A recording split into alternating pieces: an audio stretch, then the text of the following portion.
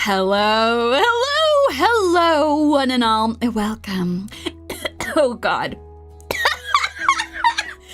10 out of 10 star. Actually, before I started choking on my own spit, I was about to say that I'm bad at math because that countdown in the top right-hand corner, the countdown that we've had over the last month, it's been one day off this entire time. Because snakes are well known for our PowerPoints and our love of talking about anime and games that we love. Apparently, I am just not known for doing math right, so my apologies. So I've changed it. It's right now. There are 7 days. 7 days until the UBversary, because it's next week, exactly a week from now. Not a day before. You know what? Dohiwario, that's such a great point. The countdown was in the wrong time zone. Yeah, you know what? We're just gonna blame it on that. We're gonna pretend like it was all time zones all along and that I was just being considerate and not bad at math. But welcome, yes, welcome one and all. Today we are gathered here in order to talk about some wonderful anime, some really awesome shows that have come out over the last season, some questionable but still entertaining in their own way shows, and some psychic damage at the end. But don't mind that part. It's gonna be okay. It's all gonna be okay. Just sit back, relax, get yourself some popcorn, or if you're uematsu, please go get something else, because if you're allergic to popcorn, don't eat that. Have something else. Yes, no, I was just being so considerate with my bad math. But yeah, there's a lot of shows to talk about, so let's, without further ado, hop right on into it, shall we? Oh, so, as always, I watch entirely too much anime every single season. So hopefully it is helpful to share what I think folks might be interested in. Sorry, the words were failing me there. I was distracted by how adorable this GIF is already. But yes, I hope that it is helpful to share what I think folks might be interested in. As always, though, couple of disclaimers real quick before we get started. These are my recommendations. If I don't talk about one of your favorites, that doesn't mean that it doesn't deserve to be your favorite. It just means it didn't make it into this show for one reason or another. Either it wasn't my vibe, or it just wasn't something that I was going to shout out here, but it doesn't necessarily mean that, like, you shouldn't still like it. So yeah, enjoy your favorites. This is just kind of talking about the things that I really loved and stuff that I think that you folks would really enjoy, especially shows that you might not have heard of before. I really try to prioritize those a lot, because I think that it's always a shame if a show is really beautiful and not enough people hear about it. So yeah. Indeed. So some other disclaimers. During the main presentation, no major spoilers will be present. So if you were interested in a show, but you don't want to have any major spoilers, don't worry. I will not be providing any major spoilers. If I see any major spoilers come by in chat, I will just delete them. But for the most part, that is really not an issue. So we are okay. However, once the psychic damage portion of the show starts, well, all bets are off. It's full spoiler territory. Buckle up. So anyway, without further ado, with those disclaimers out of the way, it is now time for our summer 2025 anime. And boy howdy, y'all, this is a golden season. This is one of the best seasons of anime we've had in a hot minute. There are so many good shows to talk about. It was so difficult putting this part of the presentation together to find ways to talk about everything without just going on for hours and hours. So I have done a little bit of condensing in some parts, but we'll still be talking about as many shows as I physically can. Because my God, we have gone from a couple of seasons that had really wonderful shows and also really very devastatingly bad shows, to a season with so many incredible high production value properties. It's kind of insane. So without further ado, let us go to the sequel corner! It's a speed run. We're gonna hop through these as quickly as possible because I have talked about all of these shows extensively before, so if you are interested in any of them, just go and check out some of the older VODs for seasonal anime reviews. Okay, if there is a show that you like that had a season that came out this last season, chances are pretty high that it was very good. These are the 4 that I am going to highlight here, where I watched and absolutely adored. They did a great job. I especially wanted to shout out of these, Dress Up Darling Season 2, which was absolutely delightful. Oh my God. They did such a good job. Just from start to finish, this production has been really, really impressive. They've taken parts of the manga that like really could have used like extra material and just lovingly poured that into this. So I have absolutely loved Dress Up Darling. I think the anime adaptation is so good. And, I don't know if Cloverworks wants to maybe when they make a season 3, make an anime original ending. I don't know. I'm just saying I wouldn't be like super opposed. It wouldn't be a problem. Please do this. Cloverworks, I'm begging you. Please make an anime original ending. You all are crushing this so bad. That would be wonderful. So anyway, yes, all of the shows on this list. If you really liked season 1, you are also going to like season 2. So make sure to go and check them out if you're interested. Besides that, there have also been some spectacular second cores. Spectacular second cores. Yes, no, the manga was okay. It was okay. There have been many other content creators that have gone on record saying that they would like a maybe more for the ending. More for the ending. The mangaka may or may not have been pretty rushed with the ending to Dress Up Darling. So I'm just saying, if they want to expand more on that, that would be super cool. That I would be super happy with that. Anyway, moving on. Other shows that have had spectacular second cores. I really loved both Witch Watch and Yaiba Samurai Legend. I've talked about both of them in previous seasonal anime reviews. And yeah, I really like the second chorus to both of these. Witch Watch, My Beloved, was especially hilarious. They have a couple episodes where they have an anime within an anime. So like there is an anime series within the world of Witch Watch, and it gets its own anime OP and ED. So you just like boot up an episode of Witch Watch and you just get a completely unique, like totally different reality anime OP, and it's just fantastic. So anyway, it's wonderful. I would highly recommend, if you liked the first core, go and check out the second core. And Yaiba Samurai Legend, I don't even know what to say. It's crazy. It's just absolutely crazy. The second core went completely off the rails in kind of like the best way. There's even crazier fights, even more absurd shit that's happening. Go and check it out if you're interested. This will also continue adapting. There isn't like a specified episode count on Yaiba yet, but they're just going to continue releasing them. So yeah, I'm looking forward to see how they adapt the rest of this property. It's going to be great. Okay. That was all the very quick speed run through all of the shows that had additional seasons, as well as any shows that had additional cores. Let's talk about the new shows, because there are a lot to talk about.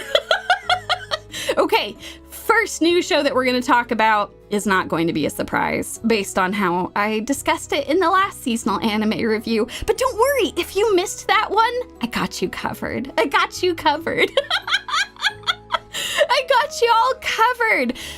Let's talk about City the Animation. When I last talked about this show, I suggested that if there was one show that you were going to watch last season, it should be City the Animation. It is now finished. The season has wrapped up, and I can confidently say that if there is one show you should watch this year, it should be City the Animation. Y'all, it is absolutely unbelievable. City the Animation is a goddamn masterpiece. They managed to create a city that feels both insane and nostalgic. Absolutely incredible. A place where you and the characters can call home. It's absolutely wonderful. So yeah, I would highly, highly suggest going and checking this out. But if you're not sold yet, don't worry. Hang out. Let me sell you on this some more. What about Village, the stop motion picture? I don't know what they would possibly do to top City. I don't know. Village might require even more craziness because episode 5 is one of the most impressive feats of animation ever. Like, this is legendary levels of shit because episode 5 has over 16,000 illustrations in just one episode. That's insane. The average amount of illustrations in an anime episode is about 3,000. And for KyoAni, their average is about 6,000.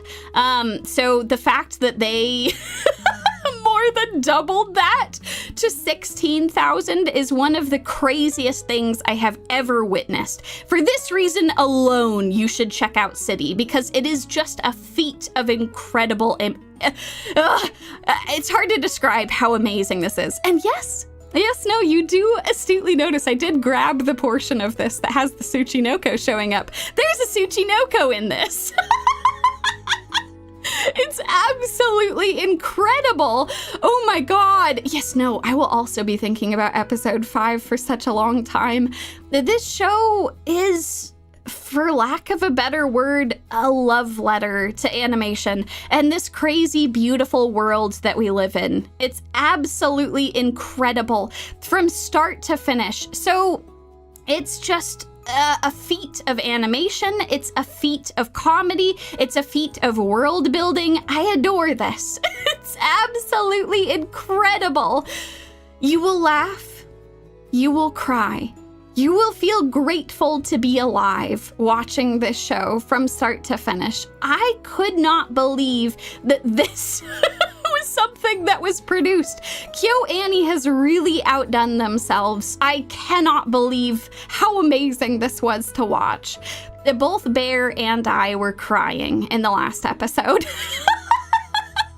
That is not a very common occurrence. You all know that I cry a bunch here on this channel, here on the Yumi Tsuchinoko channel, but that is less of a frequent thing for Bear.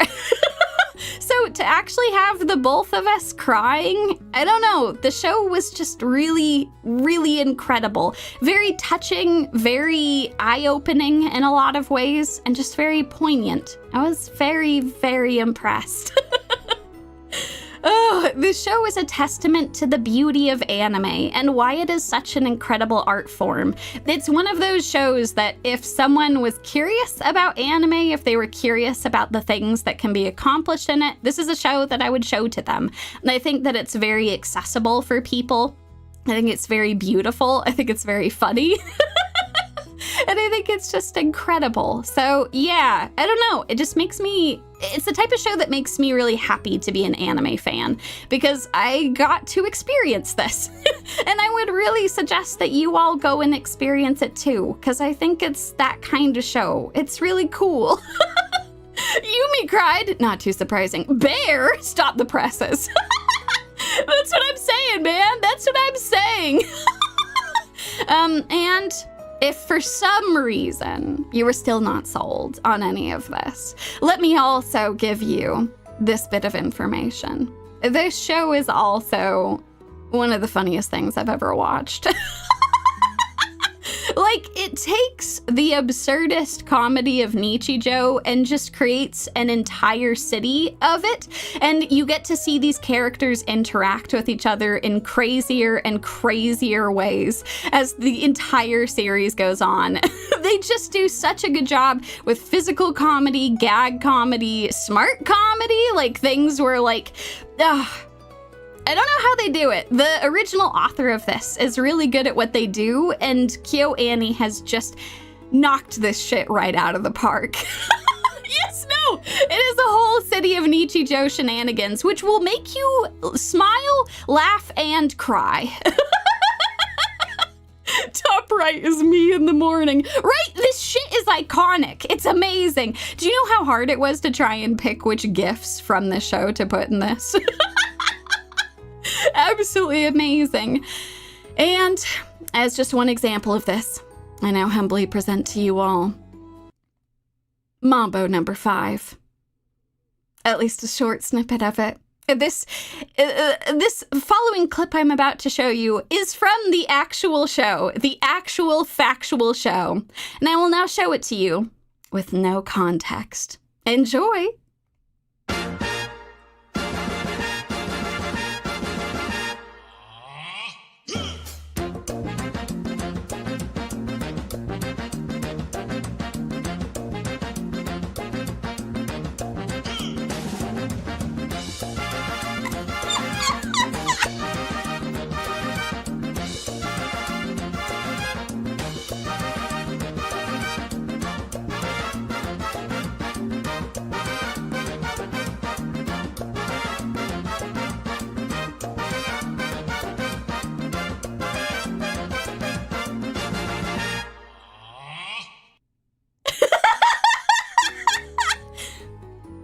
I'm just saying, if you're looking for the context for what the hell you just watched and listened to, you gotta watch the show. You gotta watch the show. Already amazing. This is what I'm saying. Did you know that that's only half of the clip? Did you know that there's more of that clip?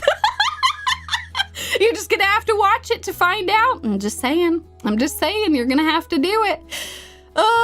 So, in conclusion, my official pitch for City the Animation. If you, as a person, want god-tier animation, truly some of the most incredible animation that has existed in an anime, I cannot believe 16,000 illustrations, that's insane! If you want god-tier characters that will make, and this is true, even bear cry. And one of the best anime to ever exist, you have to go and watch City the Animation. This is the one show that I will recommend everybody go and watch. And it's worth your time. It's a spectacle, it's a feat of animation, love, comedy, and just enjoying this crazy planet that we all live on. Pitch for City, you watch anime? Yes, I agree. Yes, that one. Go watch it, yes. But Yumi, I hear you all saying, I have time for more than one show from last season. Give me more anime to inject into my veins. Oh, blessed viewer. Blessed viewer. I am very happy to oblige. If you also have room for more than just City in your life, might I recommend the wonderful Ruri Rocks. Okay, yes, no, that's right. Sorry, you're right. Go watch City twice. And then after you've watched City twice, and then you can go and check out Ruri Rocks. Okay, so let's talk about Ruri Rocks, because my God, oh my God, this show is amazing. It's very, very good. Ruri Rocks is, no pun intended, an absolute gem. It's a beautiful story about rocks, gems, and how science can make you love our planet, which is such a beautiful thing, a thing that I did not expect, but was so happy to have. Absolutely incredible. Even if educational shows are not normally your jam, this show will never make it feel like homework. In fact, it was really fun to read through the episode recaps and like discussion threads from folks. It was really cute to see people go from like, oh, I'm learning, about like rocks and things, to being like, okay, I'm pausing the episode to like read through all the notes to like see what's going on. It's so adorable. It's amazing. So anyway, even if this is not normally your jam, you may very well be one of those people who watches this knowing nothing about geology or rocks or gems and coming out of it with a greater appreciation for all of those things. Plus, it has tons of very tasteful fan service. I mean, come on. I talked about this a little before, but like, it's got very tasteful fan service for the adult researchers. It's not off-putting, and I know I am inherently biased as a bi person, but I'm just saying, the fan service it's great, all right? It's nice. All of the women look like actual women, and like, it's super great. They have curves. They're not horribly skinny. It's nice. It's very nice. Big fan. So anyway, she's great. This show, on a more serious note, it genuinely made me emotional thinking of a world that is kinder and more excited about science. As a lot of you know, I'm someone who was pursuing a PhD for a long time and ended up leaving the world of science and academia because it was just completely burning me out. And that is really nice to see, like, a world where, like, people can dive into science, can get excited about it, can pursue things, and are openly welcomed. Especially, for me personally, the fact that all the characters are women. I don't know, it's really nice to see. It makes me really happy, and I really hope that this inspires people to actually pursue the sciences and, you know, give it a shot. I think it's a really cool thing. Yeah, comfy science. Also, this anime is complete. It has an absolutely beautiful ending. So if you're someone who really prefers to watch something when all of it is out already, or if you really like completed series, you should go and watch this because it is effectively complete. The ending to the show, like, very neatly bookends the beginning. Like, it is done. They are not going to release any more of this.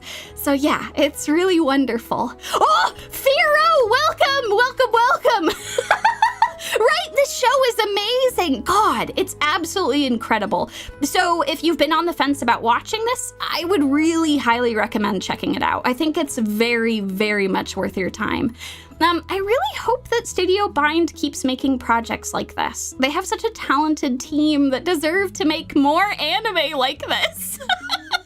I haven't been the biggest fan of some of their other projects, but they have such really talented people who are working with them. So seeing them dive into something like this, actually like pouring their love for animation as well as just their love for, I don't know, you can really feel the passion for the science here too. It's incredible. It's so good. So I really hope that this does well and that they are encouraged to keep doing stuff like this because I think they're just really talented and good at what they do. So, in conclusion, if you want gorgeous animation, and I am talking gorgeous animation, these people are so talented. If you want tasteful fan service, that really is not off-putting. And if you want to become a smarter, more empathetic person, which I think we can all agree is something that we want to be, then I think you should watch Ruri Rocks. This may or may not be me saying that you just should go watch it. Just go watch it. It's good. It's very, very good. But Yumi, I hear you saying, and yes, I'm listening. I see why you're calling this a golden season. These shows are all so good. The production value is off the charts. Are there more to watch? Yes, there are. Dear viewers, I cannot believe I'm saying this, but yes, there are more. May I present present to you all the fragrant flower blooms with dignity. Which is also called Kaoru Hana, which is what I'm going to refer to it as. Either that or fragrant flower, either one. I still can't believe that we have another gorgeous masterpiece in the same season as City and Ruri Rocks. It's crazy. It's absolutely insane. So, Kaoru Hana is a beautiful show about overcoming social stigma, trauma, and making real connections with the people in your life. Not just romantically, but from a friend basis too. This show tackles both sides of that, which I think is so beautiful. It's also a romance about a tiny girl who loves to eat and a tall boy whose family owns a bakery. So, you know, of course I was gonna love it. Of course I was going to love this thing. Just look at him. He even dresses like Bear. What are we doing? What are we doing? What are we doing? It's incredible. Absolutely amazing. Also, all of her outfits are so good. Absolutely incredible. I wish that I could pull off long dresses like she can. I don't know. Maybe I should try long dresses more. Oh, God. But yeah, I'm just saying. It's extremely adorable and very relatable. But it is so much more than just a romance. All the supporting cast have their own arcs, friendships, and aspirations. I love them all so much. It's so good. So that's where our donation money has gone to. Sneck commissioned anime. Oh no, you all are on to me. You've all figured it out. Honestly, I'm really impressed that this show is able to demonstrate how to develop healthier, more sustainable relationships that are built on honesty and also just good communication. I was very pleasantly surprised by that. I feel like there are some romance shows that do like a good job of like showing the romance and the friendship side, but this show, that's what this is about. It is not just a romance, it's also like building lifelong friendships with people. It's beautiful. It's absolutely beautiful. Yeah, right! Oh, that's what I'm saying. All the animation is god tier. This season is crazy. The ending of the season was absolutely perfect, and it just makes me want infinite seasons of this. It makes me so happy to watch. I want to watch it forever. It's so good. I hope that it gets another season. I will be reading the manga, but either way, it is just so much fun to watch. So, in conclusion, if you want beautiful romance that will just make you smile so much, as well as beautiful friendships that will make you laugh, and if you're anything like me, tear up quite a bit. I cried pretty hard in a couple of these episodes, while also laughing equally in others. And if you like feeling warm and happy inside, which I think all of us do, then you should watch The Fragrant Flower Blooms with Dignity. It's really, really wonderful and always put a smile on my face at the end of each episode. Just incredible. Absolutely amazing. Oh, but Yumi, I hear you saying, Yumi, these shows are all so good. More, give me more. And I hear you. These shows are all insane. So now, let me present to you all yet another unbelievably well animated and fantastically performed anime. The Secrets of the Silent Witch. Yes, excellent. You all are still hungry. I have plenty more for you all. Don't you worry. Ooh, yeah, I honestly still can't believe this. I can't believe how crazy this season is. The fact that we've had this many amazing shows back to back, it is completely insane. Agreed. Sickens me. Yes, no. Unfortunately, it will sicken us all, but at least we'll be sick on good, well-animated shows.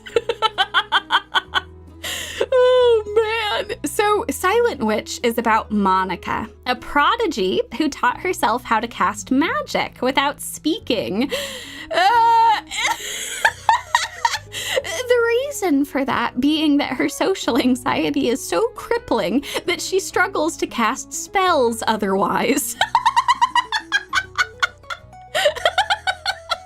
So yes, it's a good thing that she has figured out how to cast spells silently, because boy, she just really has a hard time talking to anybody. Yeah, no, for real, this is, oh my god, Bochi the math is such a good way of putting this. She's extremely intelligent. She loves math. She's super good at a lot of equations and like actually doing well with her studies. She's just cripplingly socially awkward.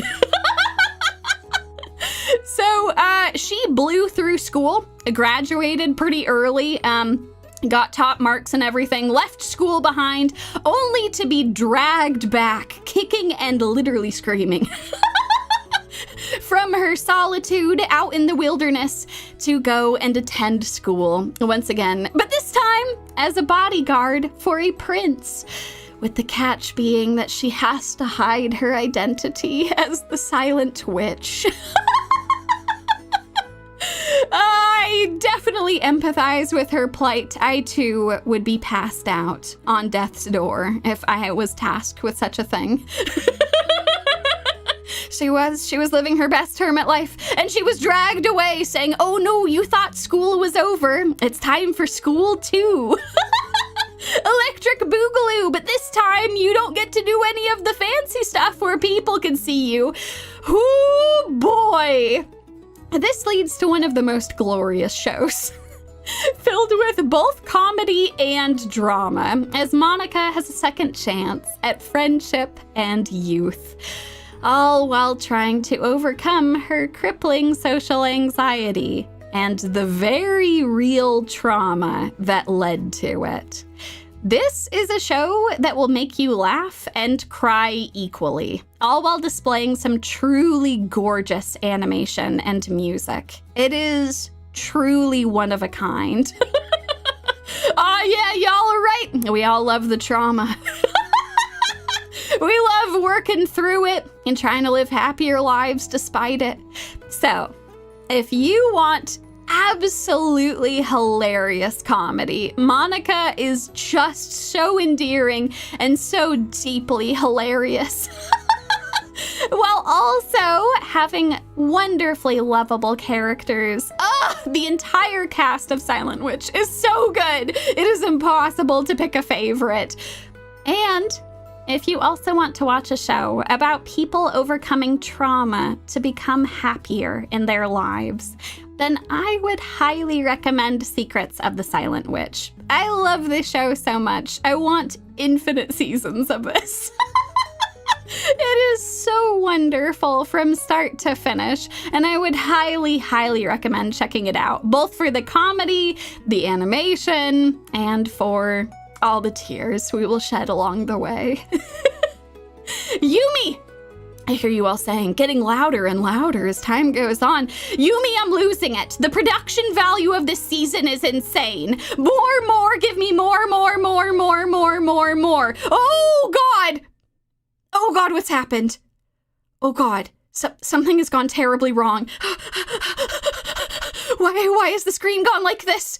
Hello? Why is it doing this? Oh, God! What are the hands? What's going on with the hands? Why are the hands like that? Why are they doing that? Oh, God. I think I know what this means, y'all. It's Spooktober, after all. We just talked about witches.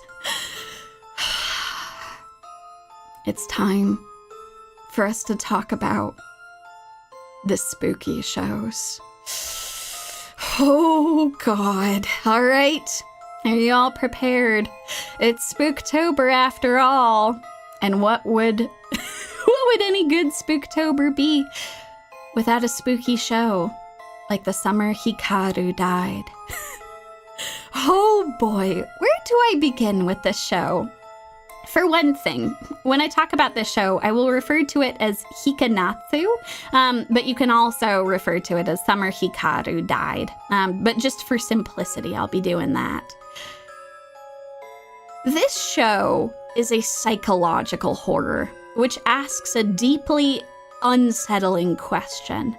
What if the person that you loved the most died, but then they reappeared with someone else inhabiting their body? would you still want to see them every day, knowing that they were not the same person anymore? And what lengths would you go to protect them, even at the risk of your own humanity? These are the questions that Hikaru tries to answer, turning it into one of the most compelling psychological horrors I have watched in a long time. This is a show that will make you cry as you grapple with the question of what separates human from monster, while displaying the full power that grief can wield on your psyche. I will give you all a fair warning. Just like with all horrors, please be prepared before going into something like this. This is a heavy show. Psychological horror can be very different from shock and physical horror. If you're someone who is well accustomed to gore, I would not assume that you are going to be fully on board with the level of trauma we're dealing with in this show. So please be advised before checking something like this out. This show is also only half complete, with another season on the way next year. So if you're on the fence about it, it's okay to wait until then for the entire thing to be complete. I mainly wanted to shout this out as a spectacular source of horror. It is very poignant in its look into grief, empathy, and the unknown. And if you're someone who is interested in this, I would highly recommend giving it a shot. Whew. Okay. Well, that was very spooky. Oh God, okay, all right. Well, that was on me, I suppose. I had been talking about all these fun, I guess not completely upbeat shows. I talked about crying through some of them and emotional trauma, but you know, we were gonna have to talk about a horror at some point. But anyway, we're done with the horror now. We can head back to the rest of the show, right? Oh God, what's happening? Why is it still glitching? No! What are the hands? Why are the hands here? What's happening? I already talked about the horror. I talked about the horror show. Come on, let's get back to the lighter stuff. Come on, let's do it. The hands, they know. They know that I'm intentionally avoiding talking about a show that premiered last season. A show that's a horror. And since it seems like the hands won't let me go, it seems like I have to talk about it. Let's talk about the other big horror from last season. Takopi's original sin.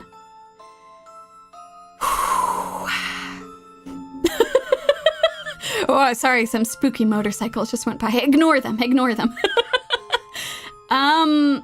This is one of the most messed up things I've ever watched. If all of the content warnings that I had about Hikaru were enough to ward you off from that, there are not enough content warnings in the world for Takopi's original sin. This is a show about childhood depression, vile bullying, and horrifying abuse, both from other children and from adults in these children's lives. And I have something deeply spooky to tell you all about this. Something that I've been trying to avoid this whole show, but the hands knew. So many motorcycles, sorry. I wasn't able to finish this show. I couldn't watch it. I got a few episodes in and I couldn't watch it. I couldn't do it. Every episode I started shaking uncontrollably. It was too close to home. It was way too close to home. Like, this show had a content warning at the beginning about depression and, like, Why did we not have a content warning about child abuse? Are we for real right now? This is why content warnings exist, so that I don't stumble my way into a show like this. What are we doing? So anyway. I don't have a full review of Takopi for you because I didn't finish it. And to be completely honest, even my husband, Bear, was just not able to do this. He felt physically sick to his stomach at the end of every episode. And after making it remarkably 3 episodes into this, both of us were like, you know what? Maybe no. Maybe let's not. And say we didn't. We'll move on. I know this is a show that a lot of people have circulated around as like oh, this is incredible, you should go watch it, but like, you don't. You don't gotta go watch it, y'all. This shit hurts. It's almost to the point where like, some of the raw abuse, the violence, everything happening, it's pretty over the top. Like, at times, it almost feels like it's intentionally trying to shock and horrify you, and like, you don't need that in your life. If you're someone who made it through all 6 episodes, I salute you. I absolutely salute you. But please don't watch this if you're on the fence about it. If any of the things I've talked about with the premise of it are something that makes you uncomfortable and you feel like would have a hard time with, maybe don't. There's plenty of other shows that you can watch instead. If you're looking for a show about depression, bullying, and abuse that has a real solution that isn't an alien with memory powers trying to stop just truly some of the most over-the-top, heart-wrenching abuse I have ever seen in an anime like this, I would go suggest watching March Comes In Like a Lion.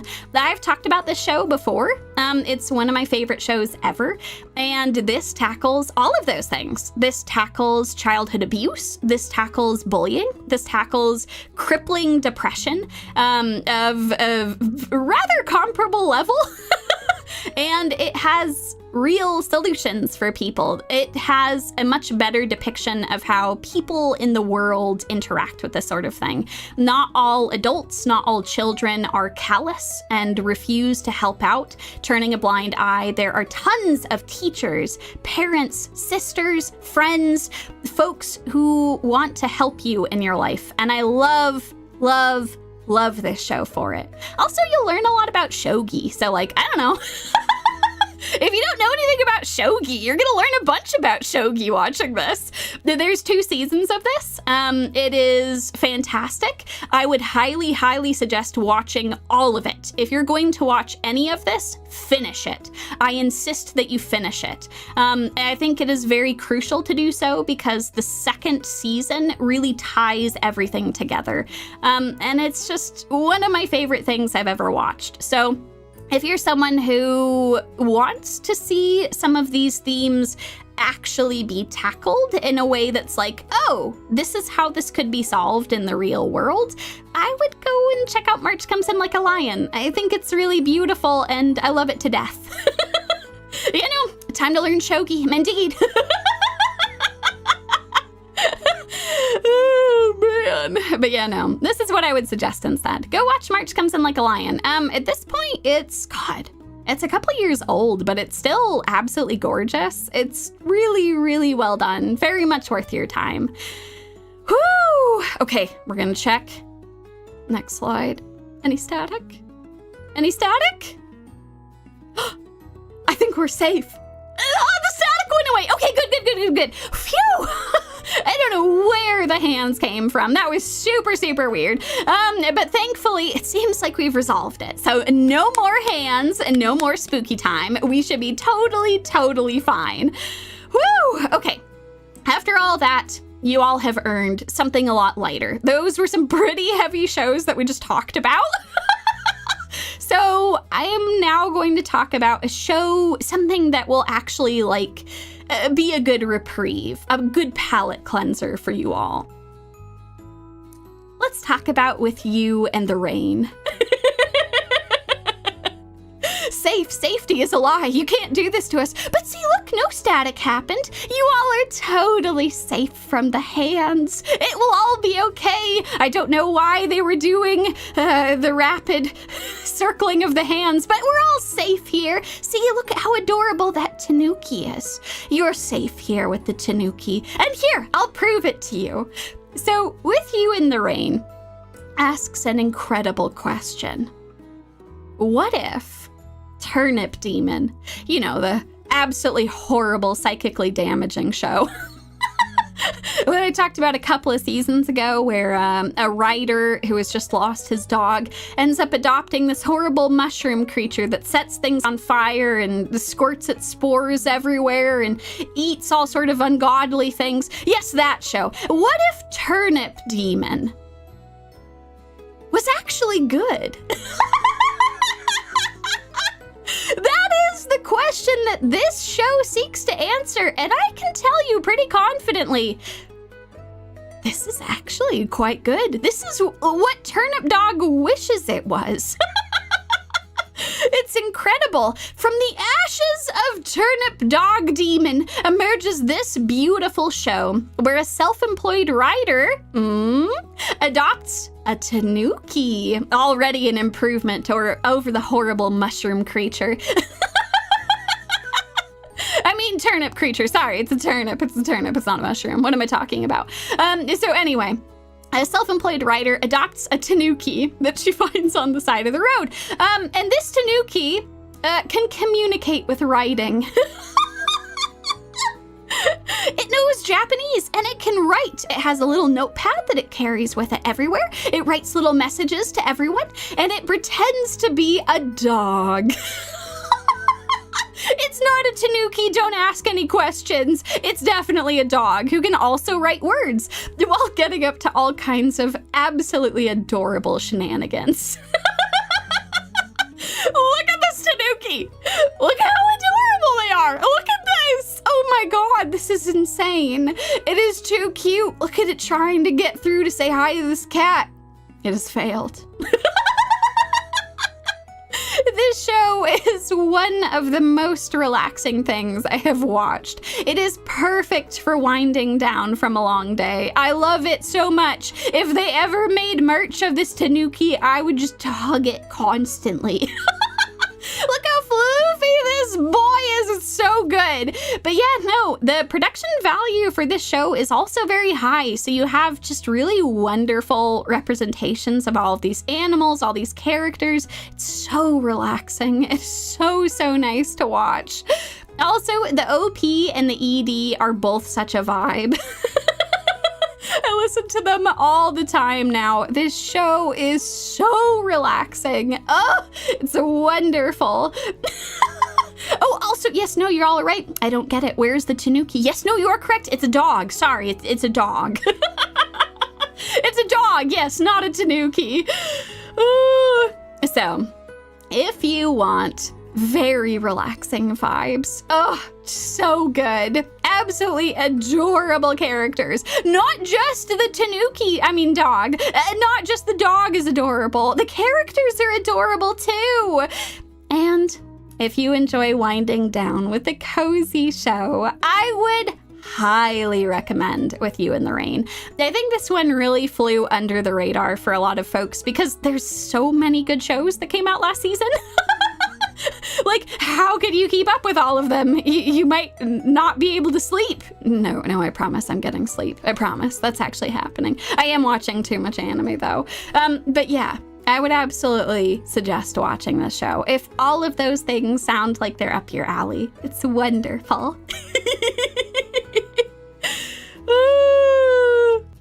Oh, is it time? We've talked about so many new shows, I think.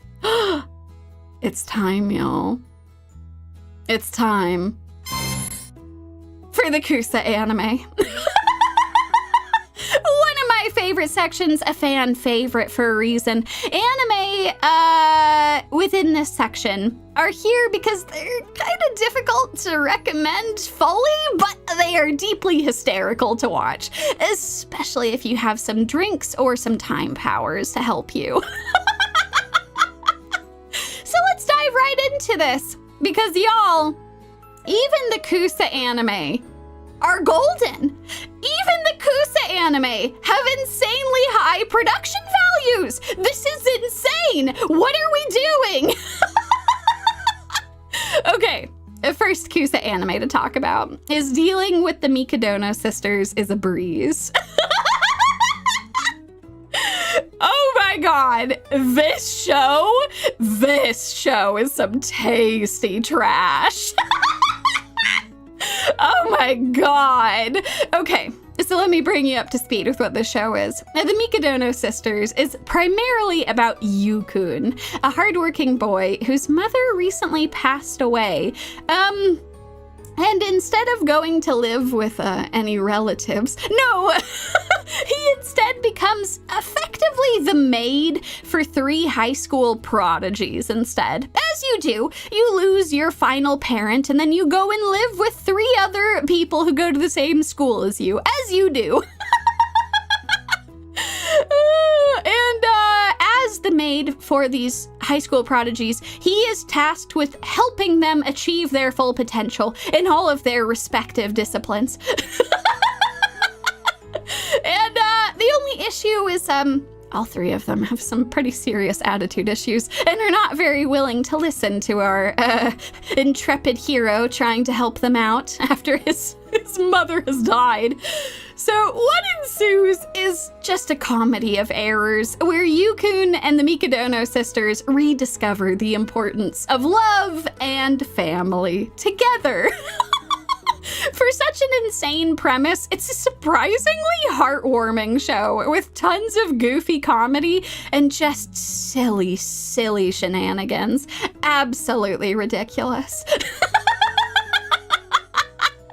This show is hilarious. It is insane. Look at that kick. And I loved every minute of it. Absolutely wonderful. It's incredible. Just absolutely wonderful. So if you are looking for a goofy rom-com that never takes itself too seriously, this is the show for you. I think it is absolutely incredible. Some overall recommendations that I have. Overall assessment of this, it is best enjoyed with at least 1 drink, especially at 1.5 to 1.75 speed. I do think that time powers helps a little bit. You could definitely watch it without, but it helps a little bit. What garnishes are recommended for this? Some light drinks or just company? Yes, fantastic. You know, company is always welcome for Kuso-Anime. Always welcome. Some other assessments that I have. Best girl is Nika. I'm sorry. She was best girl. I loved her so much. I feel like the animators loved her too, like a lot. And like they loved her a lot. Like that hair shot at the very beginning of the Kuso-Anime section was her hair. I don't know. I think she's great. I think she's very funny. She's very endearing. And I want her and Yano-Kun to end up together.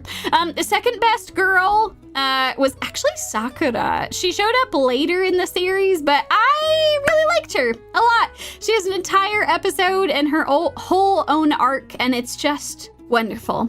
Huge fan. The other 2 sisters are great too. I was just very pleasantly surprised to have plenty of wonderful girls in this show. Absolutely incredible.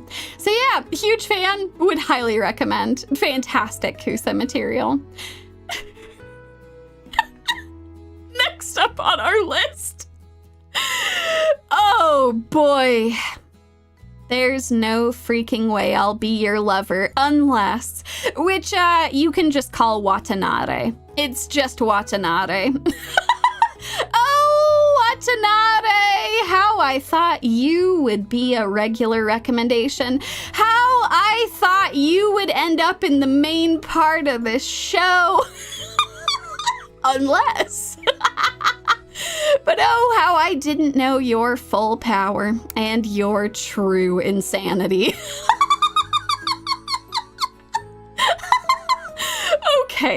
Okay, so let's talk about this show.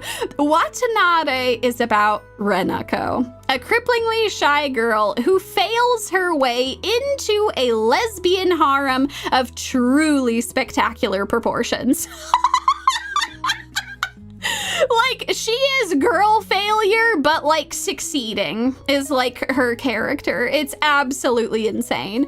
This show goes from a relatable plot about self-discovery and coming out of the closet to a fully unhinged roller coaster of manipulation, possessiveness, and comedic incompetence, fully off the rails. Reading the comment threads for this show was such a delight of people being like, wait, what? How did she even do that? How did that even happen? What the hell? All while this lady keeps insisting that she's definitely super duper not gay while doing this. Like, what are we doing here? I'm sorry, girl. I hate to break it to you, but I think that you might swing both ways, and that is okay. This show is toxic Yuri on hilarious steroids, a true triumph of insanity and comedy, as you wonder how she will girl fail her way to the top of the attractive women pyramid. Honestly, more than anything, I'm just glad this mangaka's work finally got a good adaptation after the train wreck of Whisper Me a Love Song. Which, for those of you who are not familiar with that train wreck, there is a very spectacular video that summarizes all of this. It is all on Toronto's channel, and it is called The Anime Adaptation So Bad, It Forced Me Out of Retirement. So yeah, unfortunately, it's a huge bummer because the mangaka for that particular property was the illustrator and the writer, whereas they're only the illustrator for Watanare. So their actual work, like the one that they wrote, had a really terrible anime adaptation. But this one... This one, thankfully, the adaptation has been really good. If you do like the art style of Watanare, but you want a more cogent, heartwarming story, go read Whisper Me a Love Song. It's really worth your time. It's beautiful. It's heartwarming. It's another one of those stories about how honesty and good communication are the keys to a good relationship, whether romantic or friendship. It's really, really fantastic. If you do want to watch Watanare, it's okay. I did too. It was absolutely insane to watch. Here are my recommendations. Overall assessment, best enjoyed with at least 2 drinks. Especially at 1.5 to 1.75 speed. Best girl was Ajisai. I'm sorry, it's not a competition. It's just Ajisai. She was best girl. She was best girl. She was best girl. Like, who doesn't love very kind, very friendly, needy One-san? She's just fantastic. Huge fan, best girl. Most insane is Renako. The things that this girl does defy comprehension, and she just fails her way into success. I don't know how she does it. I don't know what she has cosmically done to earn this, but it is what has happened. Oh man. And don't forget, if you bounce off Watanare, go read Whisper Me a Love Song. The anime adaptation was really bad, but the manga is still very good, and it's very beautiful to read through. If you do enjoy the insanity of Watanare, go check out Bad Girl. It also premiered last season. It's also comically insane, toxic Yuri. It's absolutely nuts. Go and watch it. You'll have a great time. Absolutely nuts. Oh!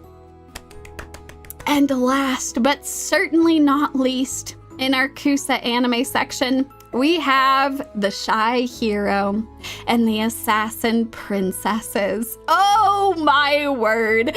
How this is a pure Kuso-Anime. Something I could never give a full recommendation.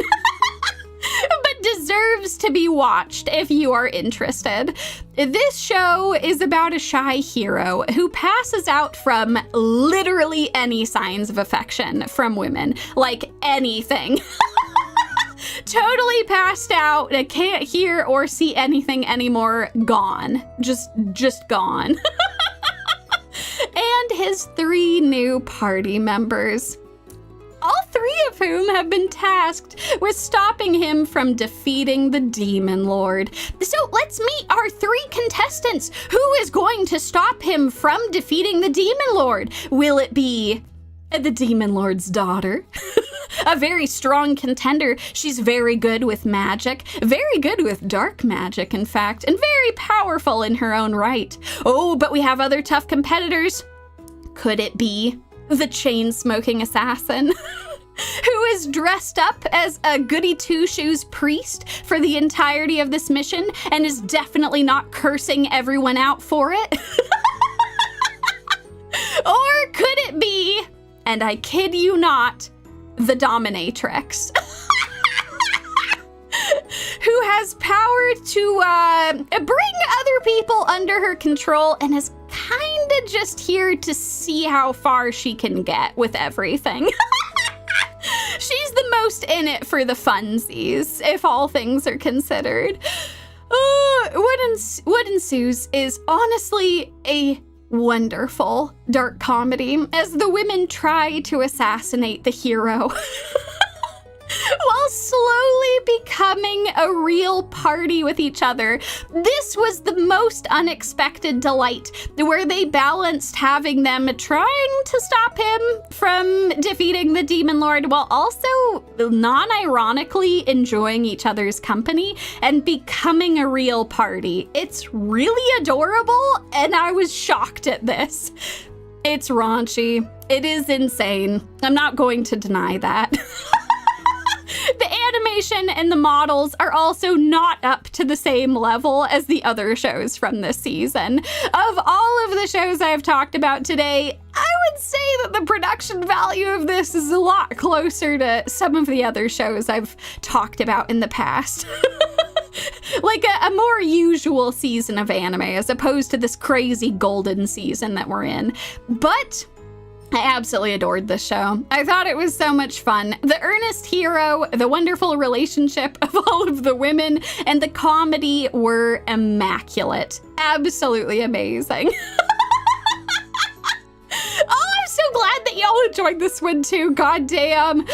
So, come for the raunchy raunchy comedy. God, I can't words. Stay for the heartwarming found family. You will get both in this show. Absolutely incredible. Absolutely amazing. Yeah, right. It's a really shocking, amount of tact and heart in this show. It is very, very enjoyable. As always, though, I do have some recommendations. This is best enjoyed with at least one drink. Especially at 1.5 to 1.75 speed. Rankings for everyone. Best little sister is CL, of course. Best older sister is Anemone, of course. And best mom is Goa, of course. You know, that's just how it is. This is the whole family right here. There are no best girls in this family. They're all best girl. They're all wonderful in their own perfect ways. But if you are wondering who I ship with the hero, it's Goa. I ship him and Goa pretty hard. It's absolutely incredible. And with that, we have finished summer 2025. Whew! Man, actually an hour is not that bad. I thought I was going to be talking about this for a lot longer. God damn. I'm doing great, folks. Absolutely fantastic. So just to summarize, in addition to all the sequels that I talked about, as far as the new shows, shows that I would consider to be a must-watch are City the Animation and Ruri Rocks. Absolutely incredible. Absolutely incredible. In addition to this, I would also recommend, as far as heartwarming shows, Fragrant Flower, which you all saw was a very wonderful, wonderful romance. And With You in the Rain, which is super relaxing. super, super nice. One of a Kind, Silent Witch, which again, highly, highly recommended. And then The Summer Hikaru Died, again, that's like a very big, like, maybe, like if that's something that you're interested in. Again, it's a psychological horror, so be careful with it. Okay, as long as y'all are careful. And finally, gloriously trashy. The Mikadono sisters, Watanare, and the Shy Hero and Assassin Princesses. Oh, truly and absolutely amazing, amazing amount of anime. Oh God! What? No! No. What's happening? We're supposed to go to the next slide, which is talking about the upcoming shows. No, why are the hands back? Why are the hands back? What's happening? Oh God. Wait. Oh no, y'all. I think I might know what's going on. It's time for autumn 2025 anime. Why is there a dog man here? Something has gone terribly wrong. What has happened to our review? What's going on? What's happening? Oh God, what is that creature? Why is it licking his face like that? What's happening? Look how dead he is. How dead inside. Oh God! Could this all mean? Oh God. It's happening. It's real. Is this a Kusa season? Did we just go from one of the best golden seasons of anime in so many years to a Kusa season? Dear God, help! Help me from the hands and the... Oh God, that 3D model!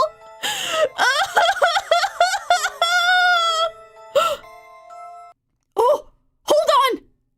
Wait! Oh goody, save us! Please save us! Okay, not all hope is lost! Not all hope is lost! Oh goody is here! This might not be a complete Kusa season after all. Okay. Alright. We'll get ourselves together here. Okay. Perfect! Okay, phew! Oguri has saved the day. And this is not a complete Kusa season. There are some legends that walk amongst us as we head into this next season. The second core of Cinderella Grey is finally here, and it's so good. It's so good. It makes me so unbelievably happy. I have talked about the wonderful Umamusume anime before, including the crazy good animation of the movies. Like, oh my God, it's absolutely insane what they get up to. But Cinderella Grey, in my opinion, is the peak of Umamusume, both from a storytelling and anime perspective. This is as good as it gets, and they just keep making it even better. It's unbelievable. If you love Umamusume, watch all of the anime in order. It is well worth your time. It is a blast. You will have so much fun stuff to watch. But if you just want one of the best sports anime ever created, watch Cinderella Grey. Like, there were so many people who were not familiar with Umamusume who watched Cinderella Grey when it first came out, that it was ranked as #1 amongst sports anime, not just in its season, but for the entire year. This is the kind of show that even if you're not familiar with horses, racing, Umamusume, you will still have an absolute blast watching. Cinderella Grey brings you into the drama and the joy of the sport. They break everything down in a way that's understandable. They explain the different types of running, the different track types, the different distances, the different strategies in a way that's fun, engaging, compelling, while each having so many wonderful characters that you just want to root for all of them. Ugh, it's unbelievable. If there is one season of Umamusume that you watch, it should be Cinderella Grey. Like, just categorically, even if you are not into Umamusume, you should check out Cinderella Grey if you like sports anime at all. It's just fantastic. I love it to death.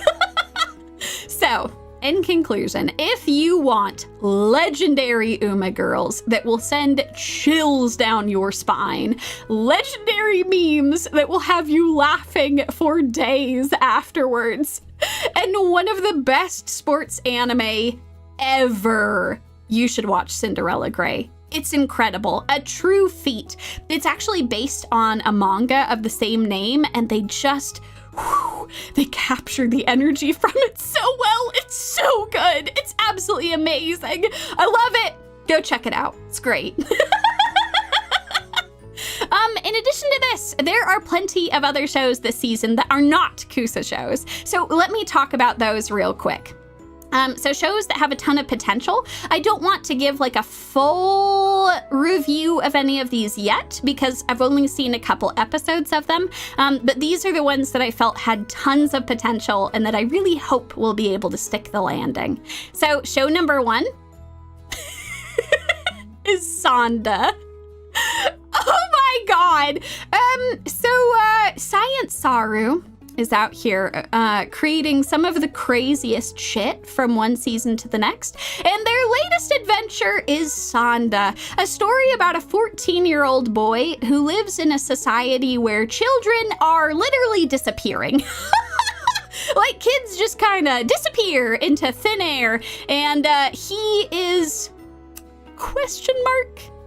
A descendant of Santa Claus, the incarnation of Santa Claus, and he must become this buff Santa in order to save all of these kids. It's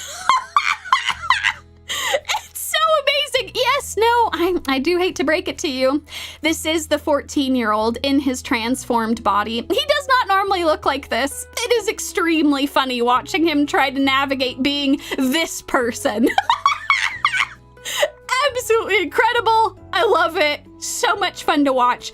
Yeah, huge fan of the show. I hope that it sticks the landing because it's been just a blast so far. Another show I wanted to shout out in a very different vein is Yano-Kun's Ordinary Days. This show has been such a delight. It's a very adorable romance between a very responsible girl who is always looking after her siblings and other people around her. She's just generally a nice person trying to help people out. And a boy who is cursed, like literally just cursed to constantly get injured. I love how in the beginning of the series, they're like, oh my god, is he being abused? And then they just kind of like watch him exist as a person. They're like, oh no, he's just like cosmically messed up. Things just gravitate towards him. Any bad thing that could happen to his face happens. And it's a very funny, very touching romance between the two of them. I love it a lot, and I wish them all of the best together. Speaking of adorable romance, oh my god, a star brighter than the sun? This is like some bona fide great shoujo. Like, I know I've talked about a lot of trashy shoujo on this channel before. This is a good shoujo. This is amazing. They have done such a good job with the romance between these characters. It is about 2 high schoolers who have been going to school together since they were in elementary school. Both of them are quite tall, although the boy started out a lot shorter, which is very cute in the flashbacks. But yeah, it's about their budding romance with each other, and it's so cute. I can't handle it.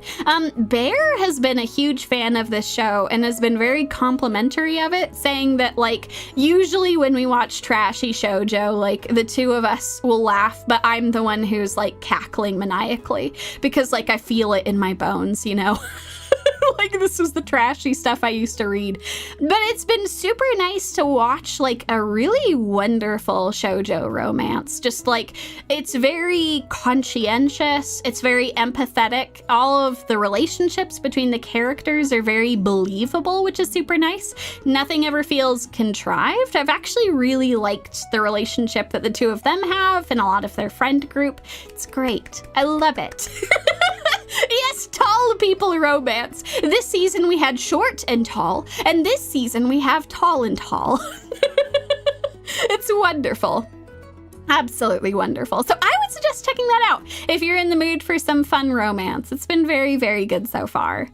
And finally, Little Miss Vampire Can't Suck Right. Oh my god, this show is so adorable. It's a gag comedy, so there's lots of goofy stuff that happens, but it is about a world where supernatural entities exist alongside humans, and a vampire is in this class, and she cannot suck blood correctly. She turns into this adorable chibi form and just like makes a mess of things. So yeah, it is so adorable. Absolutely adorable. Yes, no, the show that will give us all diabetes is here. Little Miss Vampire Can't Suck Right is so adorable. I have absolutely loved it so far. So fingers crossed that it will continue to be fantastic as the season goes on. And a show that is very close to my heart, that also has tons of potential, that pains me not to talk about more now, so I had to settle with just the thumbnail. May I ask for one final thing? If there was a show that speaks to my soul that was coming out this season, it would be this show. I absolutely love this show. Within the first episode, so not, any major spoilers, she, and I kid you not, beats up a ton of nobles who are corrupt bastards. It's so good! It's so good!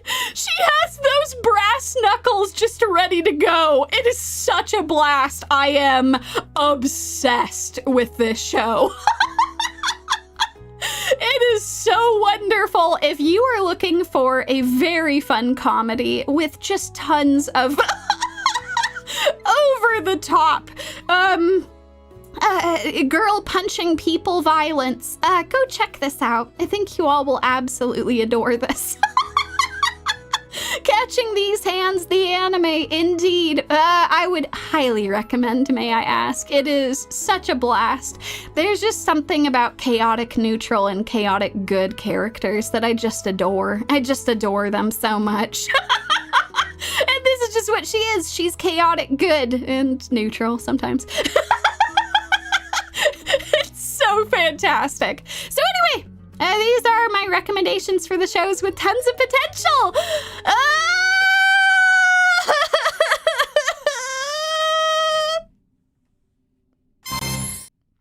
It's time. God damn it, it's time. I've been putting it off. I've been talking about all the good shows that have happened so far this season. But I did start by calling this a Kusa season. And that's how I'm going to have to finish it. Okay. We return to the Kusa now. After our regularly scheduled intermission to talk about the good shows this season, we have now returned to the Kusa anime. So let's talk about this. I actually don't know that I have done something like this before. I normally wait till the end of the season to talk about shows with Kusa potential, or like psychic damage potential is what I should say. I don't know how many of these shows are going to be Kusa anime. They might just be regular psychic damage. But anyway, some of the shows that have the highest potential for that, if you're interested with some of these things I've been showing. Wand Dance. Big swing and a miss with this one. Not sure exactly what they were thinking. Apparently they hired actual, dance choreographers and professional dancers to do the dancing, but yikes. Really can't tell with that CGI. I've continued watching this show because it is just an absolute fever dream to watch. In addition, I did show you all a brief bit of Gatherer Isekai. Yes, that creature is licking his face. Yes, he is dead inside. If you want more information, you can go check that out now. Kimi Koe was the dog and the girl anime. I know some folks have been very excited about this. I'm very glad for them. Very glad for them. It's probably going to end up on our list in some capacity next time. And a level 9,999 unlimited gotcha. No context, just the title. Look forward to that one, folks. Look forward to that one. And then, of course, we have Mechanical Marie. Oh, Mechanical Marie. It seemed like exactly my type of series. Clever premise, hilarious comedy, and earnest execution. In fact, I will be checking out the manga for this. But the anime... You see, I started watching the anime and, this happened. They had this picture show up on the screen, and it was very strange, because I looked at this art style and thought to myself, huh, something looks weird about this. Why did they have this show up? Surely this isn't a manga panel that they colored. What's going on? And then it happened again, and my neck senses began to tingle. Oh no, I thought to myself, surely it can't be. Surely they wouldn't do that in this show. And it happened again, and I became even more certain that something was greatly amiss with this show. And then finally, this shot happened. Yes, precious viewers, you all have immediately guessed. If we zoom in closer, you'll be able to see that instead of animating action scenes, this studio is using AI to generate images. It's, to be completely frank, pretty despicable. Especially when you zoom in on any of these images. Just look at the faces in the crowd. Look at that horrible foot. Look at how mangled it is. You look at the floor and realize how insane it is too. What's happening here? Why have they done this? This is deeply shameful for any anime production. This should not be normal. What a deep insult to everyone involved. Also, it was funny putting these side by side. Look, the AI can't even get her eye color right. Look at it. It can't decide whether it's green or blue or turquoise or whatever. It has no idea, so it just keeps changing just all the time. Look at the frowns they've got. Clearly, they were referencing someone's art who had lots of frowns, so all of them are frowning. No smiles to be had here. I am so mortified for the original author and all the animators that are involved to have their work coupled with this. Can you imagine? Like, being an author, being so excited that your work has finally, like, made it big. Like, you've made it. Like, you have a work that is now in anime production. Lots of people will be coming to check out your manga now. Lots of people will be excited about your property. They might buy merch and other things. But yeah. No, we're all not smiling now. Yeah, it's pretty horrifying. So, despite the boundless Kusa potential of continuing to show you all AI images from this, I'm honestly not even going to give them the views, and I would advise you to do the same, is just completely ignore this one. There's plenty of other shows to watch. If you do read the premise for this show and you're interested, please go and check out the original manga. I feel so bad. I feel so bad for this author that their work has been marred with this. So please go and check out the manga, and yeah. Continue to appropriately call out and shame obvious AI like this. There's been a couple other shows we've talked about where I had suspicions that some of the backgrounds might be AI, but this is just so blatant. It's so over the top and completely unacceptable. It's so obvious that even you folks are immediately like, oh no. Some of the backgrounds for some other shows are like, oh God, I don't know, that's pretty rough. That would be pretty disappointing if it was AI. And this, well, we know now. We all know now together. Indeed. Ban it all. It's terrible. Oh. Oh no. Oh no. No, the hands. Oh no, they're multiplying. No, they're multiplying. Does that mean it's almost time? It's almost time, y'all, for the psychic damage. I hope you all are prepared, because the hands will continue to follow us until we get through this section. The hands will not leave us until we escape from the psychic damage. So let us go forth. I have, over the last year, presented to you all several different forms of psychic damage. I've presented to you all the bad anime Thunderdome, as well as the disappointment dome. But terrible things, they come in threes. And so I now woefully present to you, my dear audience, the final type of anime dome. Are you all prepared? Because it's time to go into...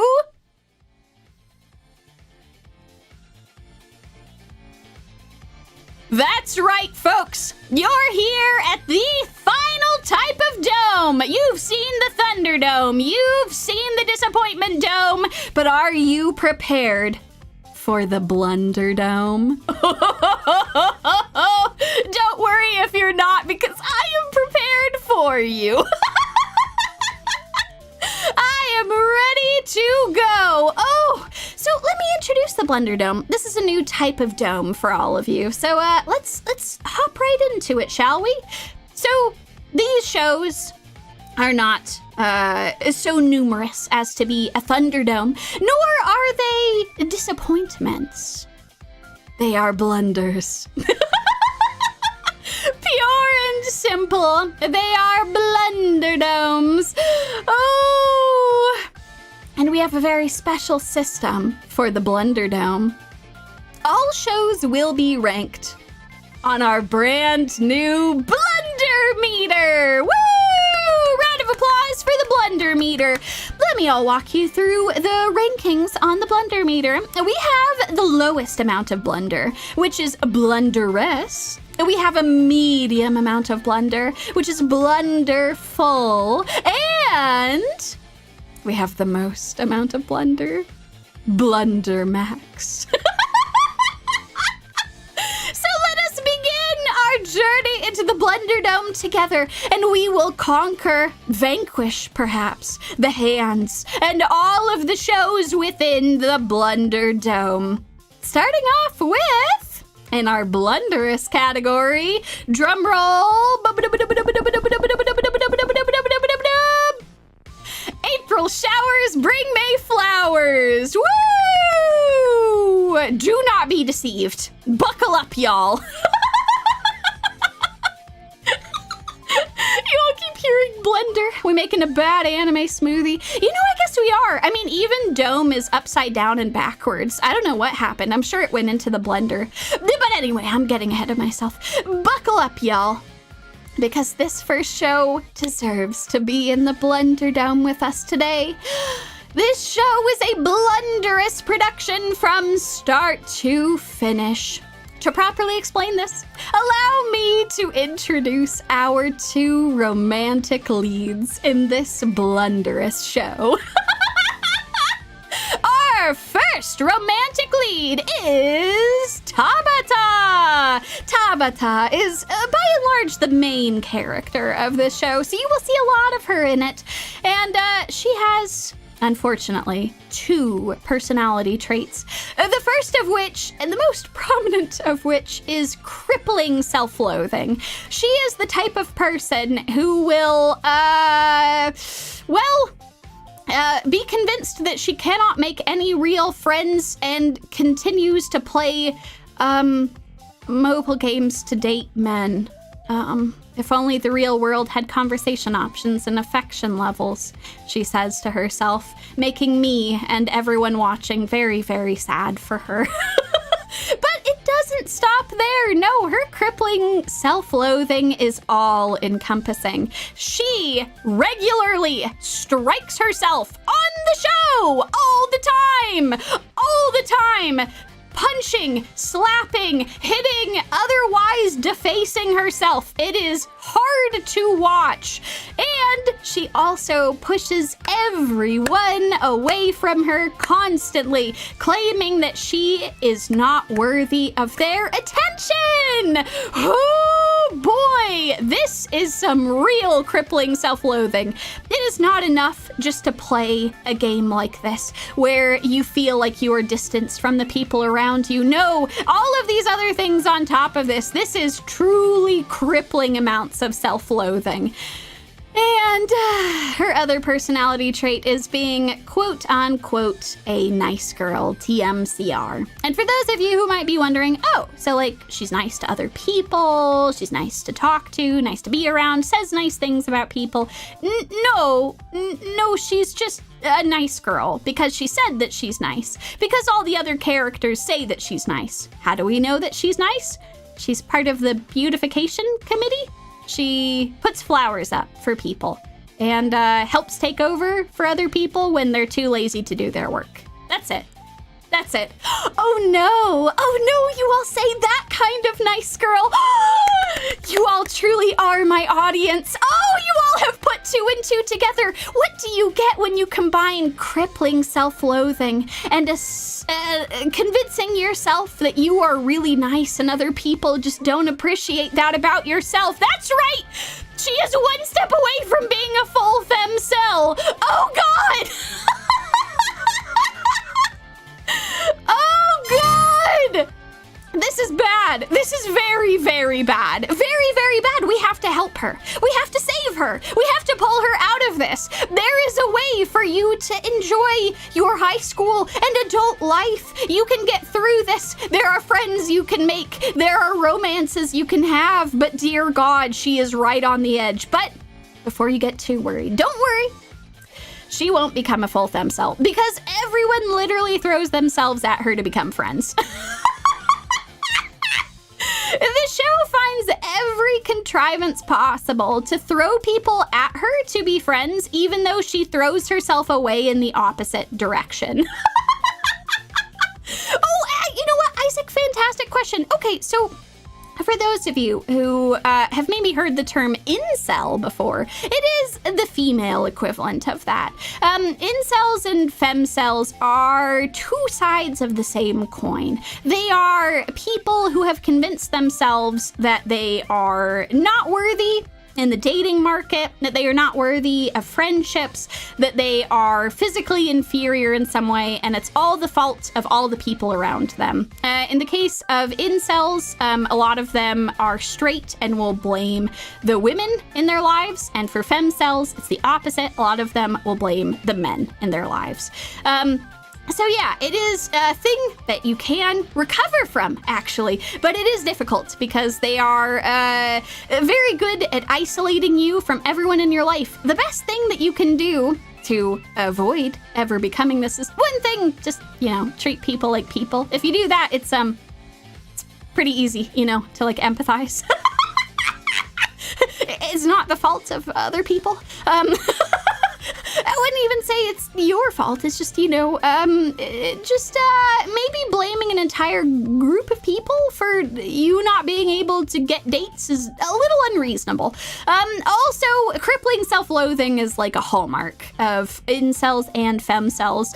It's just this idea that you're too ugly in some capacity, that there is something cripplingly wrong with you, and you will never, ever find love ever in any capacity, and it is all the fault of all of the people choosing the higher priority or attractive people. It is very toxic, and she is frighteningly close to that. She is frighteningly close to that. Not like fully there, but like very, very close. So the best thing that you can generally do to leave the incel and femceldom is to make friends, like legit, like just making friends with like both genders, because it helps to get out of this mindset of like, maybe other people are not actually the reason why this is happening. I might have crippling self-loathing, and I should work on that. I should love myself a bit more. But don't worry, we'll get to that. We'll get to that. Oh, you all are so precious. I love you all all so much. Oh my God. That makes me really happy that this is something that you all haven't run into. I think that it is an unfortunate thing that happens, but it is something that is totally, it is a thing you can get past. It is a thing that you can move forward in your life in some capacity. Yeah, Omnia, that's such a great way of putting it. It's a mix of self-loathing, aka why they think they can't improve themselves, and deflecting, blaming others for not helping them. Yes, that is such a good way of putting it. So she is frighteningly close to that. But don't worry, she will not become a full femcel in the show, even though she will try so hard, because everyone literally throws themselves at her to become friends. Oh my God, it is ridiculous how these people throw themselves at her and she just continues to run away. Oh, she will tempt fate so much and it just hurts my bones. Girl, there are people who want to be your friends. Let them be your friends for God's sake. So, this is our female lead. Off to a great start so far. Tons of blunders already. Let's talk about our male lead. It's Ueno. Ah, yes, Ueno. What are his 2 personality traits? Oh, you might have thought, oh, surely he'll have more than 2 personality traits, but no. No, he will not. He has to be the romantic counterpart to Tabata, so he also has only 2 personality traits, and those are that he is attractive and clueless about love. Literally it. Yeah, actually, that's a good way of putting it. Nice guy, but without the TM. Like, he is generally just a nice person, like very nice to other people around him, not as like a, oh, I should be recognized for this type of thing, but like he's just a nice person. He has friends who are both boys and girls. He's just a nice person, but like, that's kind of it. He's like attractive, I guess, and he's clueless about love. Like, he just can't, like, conceptualize love, like, at all. Like, this entire show is just him being like, love? What is love? What is romance? What is dating people? I do not know. Will you teach me? Insane. Absolutely insane. I honestly don't understand the attraction between these 2 people. Like, they both like flowers? Is that it? Like, he keeps being like, well, you're nice too. And I'm like, but like, is she? Are we watching the same show? What are we doing? As you watch the show, get ready for 13 painful episodes of Tabata pushing everyone away all the time, forever, because she's quote-unquote not worthy of their attention and too ugly to stand by them, which is just, whew, yikes. No, Tabata, no! And Ueno is saying, no, but you're nice. For real, though. TMCR. As an example of this, Tabata tries to ghost Ueno on multiple occasions, like an asshole, including his birthday. Like, she just comes up with so many excuses to not show up, thinking that she'd just be a bother, and then just goes home, and then, oh no, she gets all these phone calls, then she goes out to go and do the stuff. Ridiculous. Insane. Terrible friend. Even more terrible love interest.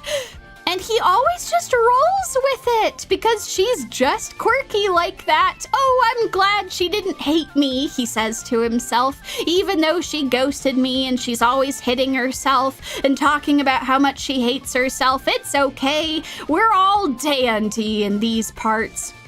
In the final episode, after he has confessed his love for her, like, spelled it out, I love you, I would like to date you, she runs away from him instead of talking about her insecurities. And before accepting his confession, she slaps herself in the face and keeps insisting that she's too ugly to be anyone's girlfriend. Woo! Red flag! Please get therapy, not a boyfriend. If you ever find yourself in a any position like this with someone in your life, please help them get the help that they need. Please, I am begging you. You do not need to force people to do things, but just encourage them, please. She does not need a boyfriend. She needs some self-love. She needs a voice in her head who is kind to herself as opposed to this shit. Oh my god. You know, it's her therapy. Do be attractive. She should be dating that instead. Oh my god! The show tries to pretend like she's justified, which is honestly even worse. They throw in random characters to say cartoonishly insane shit. Like, people will show up while she's on, like, a kind of not really date with Ueno, and in front of her, they'll be like, but can't you pick a cuter girl? This one's no good. And like, what are we doing? What world are we living in? This is just her insecurities. This isn't real. What are we doing? Including the most cartoonishly evil character, Ugui Sudani, who pretends to be Tabata's friend while trying to sabotage all her relationships. Insane! Absolutely insane! The craziest thing is that this girl has an even better redemption and romance arc than the main two leads. What are we doing? What is happening? How does the cartoon villain of this show have a better romance than the literal protagonist? She's even the stereotypical pretty girl. What is even the point of this show? This is supposed to be a show about Tabata, but it's a show about her instead. It's absolutely insane. Absolutely insane. This show is an absolute blunder, where the main character is less compelling than her literal arch villain. Like, what are we doing here? But worse than that, it portrays a horrible message that Tabata is justified in her self-hatred, and that she will never be pretty. And I won't abide that. I will not abide that. That is a horrible message and a horrible thing to come away from. So here's what we're gonna do, y'all. Let me contradict this blunder right now, right here. Your peers are not this cartoonishly evil. This is crazy, like actually crazy. People are assholes. People do say mean, hurtful things. That is unfortunately a thing that happens in the world, but the worst critic you will ever have is yourself. You will be the meanest person to yourself, guaranteed. Treating yourself with kindness will make it even easier to treat others with kindness. That is the core of empathy. It is so much easier for you to understand and empathize with other people if you want that same kindness for yourself. It is so important to do this. Do not let this show tell you otherwise. And finally, last but very much not least, you, yes, you listening, you are not worthless. You are not useless. You deserve kindness. Do not let anyone tell you otherwise, this show included. And if this girl is somehow the standard of ugly, then I think we should just do away with that concept entirely. I could not believe when this show kept saying she was ugly. What are we doing? I have known so many people who are not super skinny or have freckles or wear glasses or whatever other bullshit there is. And they lead wonderful, happy, fulfilled lives with people that they treasure in their lives. This is ridiculous. Let's stop pretending that looking like this means you're ugly. That's just not true. That's absolutely insane. So, This is our first blunder. Our first blunder so great that I had to soapbox to talk about it. Oh, I didn't even have my soapbox for that. Oh God, what a blunder. Oh God, this truly is the Blunderdome. I didn't even have my soapbox. Didn't even have my damn soapbox. That's crazy. Yeah, oh, you all are fantastic. Yes, you have to live with yourself forever. It's helpful to be nice. Because of this. Exactly. Yeah, Isaac, that's such a good point too. I find the best way to treat yourself with kindness is to imagine treating one of your friends the way you're treating yourself. You'll quickly realize how you're treating yourself. Yes! That is absolutely true. So even though this show is a blunder, I hope that this message at least gets across to you all. Because I know that you folks are all very lovely people, but we have all experienced times where you feel tempted to be very mean to yourself. And it's okay. It is a very normal thing to feel that instinct. But I also want you all to have a voice that tells you that it's okay, that you are loved, that you are important, and that you deserve kindness. Well, it's not this show. This show is bad. This show isn't going to tell you shit. It's not going to tell you anything. Oh, God. Okay. So, next up on our list. Let's check up on the blender meter, y'all. Oh, wow. The blender has even spread to YouTube, it looks like. Looks like they're still having delays. I'm glad at least that the messages did come through. I hope that there aren't any hiccups for you all who are watching this live. Fingers crossed, but the Blunderdome is very powerful. Too powerful, one might say, because the meter is already raised to blunderful. Oh God. Oh no. Oh no, not like this. It's time for our next blunderful show. Solo camping for two. Oh, what a nice scenery. Solo camping. Campu, one of my favorite things. No, don't be deceived. Do not let this show deceive you. This blunderful show has wormed its way into this presentation, and it deserves your scorn. I shall explain why. Solo camping for two is about Gen, a grouchy 34-year-old man who camps solo all the time. Nothing inherently wrong with that, especially since he does this as an homage to his father, who loved camping before he passed away. But,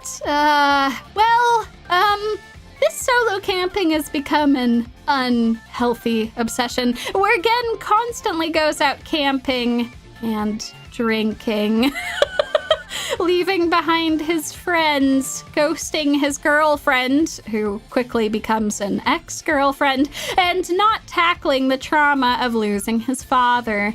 But it's okay, everyone, because who cares about tackling trauma healthily when a new girlfriend could fix it for you? Yes, that's right. This is the type of show we're watching. Oh, our grouchy protagonist won't bother to attend therapy for any of his problems, so this 20-year-old will have to do it for him. Oh, what a delight! We love not tackling therapy here on this show. But yes, oh no, uh-oh, you all say, oh, as the gears start turning in your head.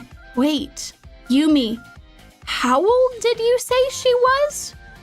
Yes, you read that right. He's 34, and she's 20. Literally just old enough to start drinking alcohol in Japan. If we do our creepiness rule of half your age plus 7, as you do, we'll calculate this 34 with 20, and then plus 7. That equals yikes! That's a huge yikes. He is a grown-ass adult who is headed towards middle age. She is a college student. She can barely drink. What are we doing here? Even worse, they meet in the worst possible scenario like this. Yikes! Yep, she is just changing at his solo camp because her clothes got wet and she's like, oh, this is fine. There's a campfire here. I'm sure nobody is here. Let me just change out of my skirt. And he falls on top of her. Ah! But it's okay. She's not bothered at all. So neither should we be.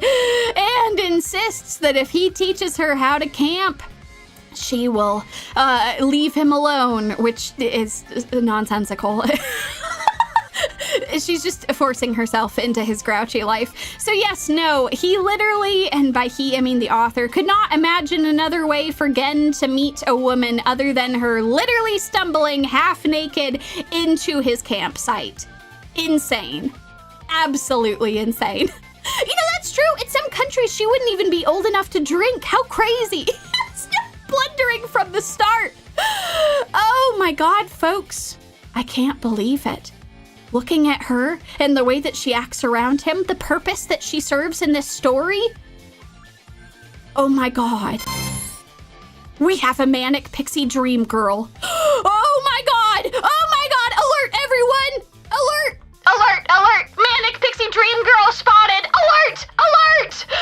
And this is our first bona fide manic pixie dream girl that we have talked about in any of the domes. So let's break this down for everyone. Because we've had characters who have been similar to this, but haven't completely stepped into the realm of the manic pixie dream girl. This is a term that some of you might not be familiar with, which is okay. It doesn't come up as much as you would think.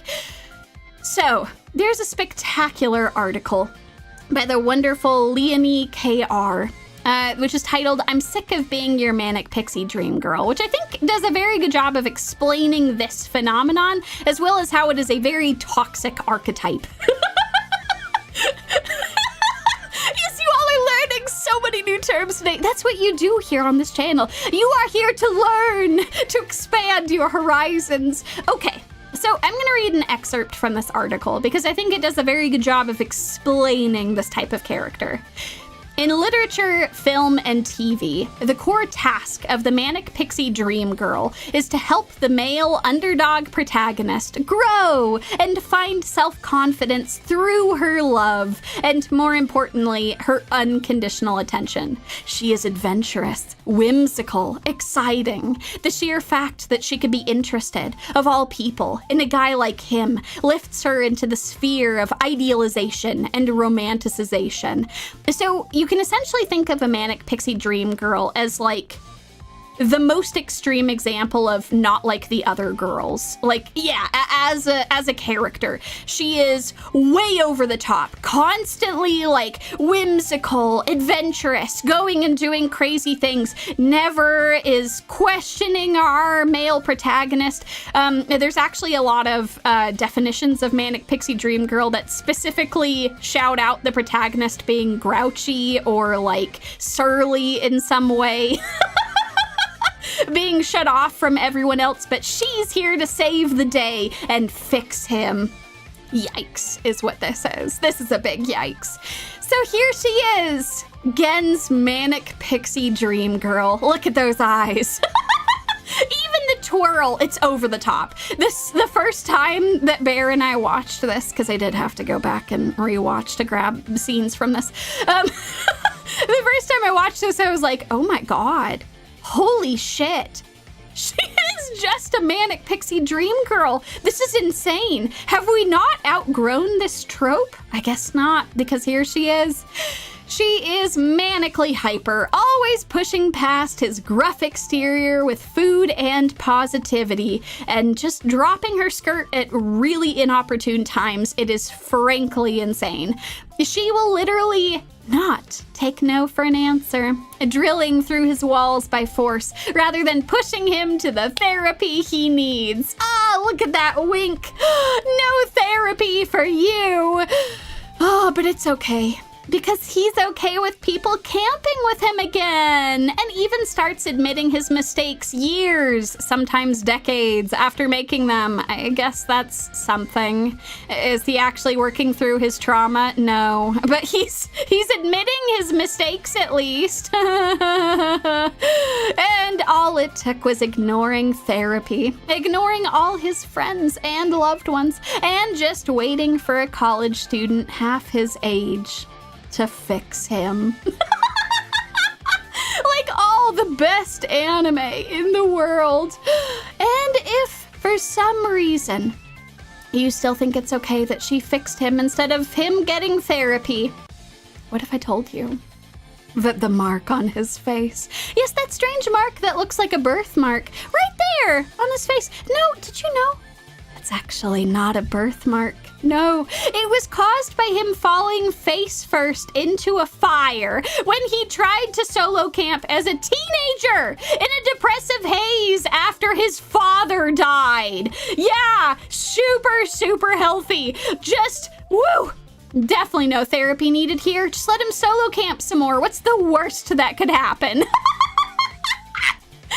Absolutely insane. Oh, in fact, this is such a blunder. We have summoned a bear. Welcome to the show.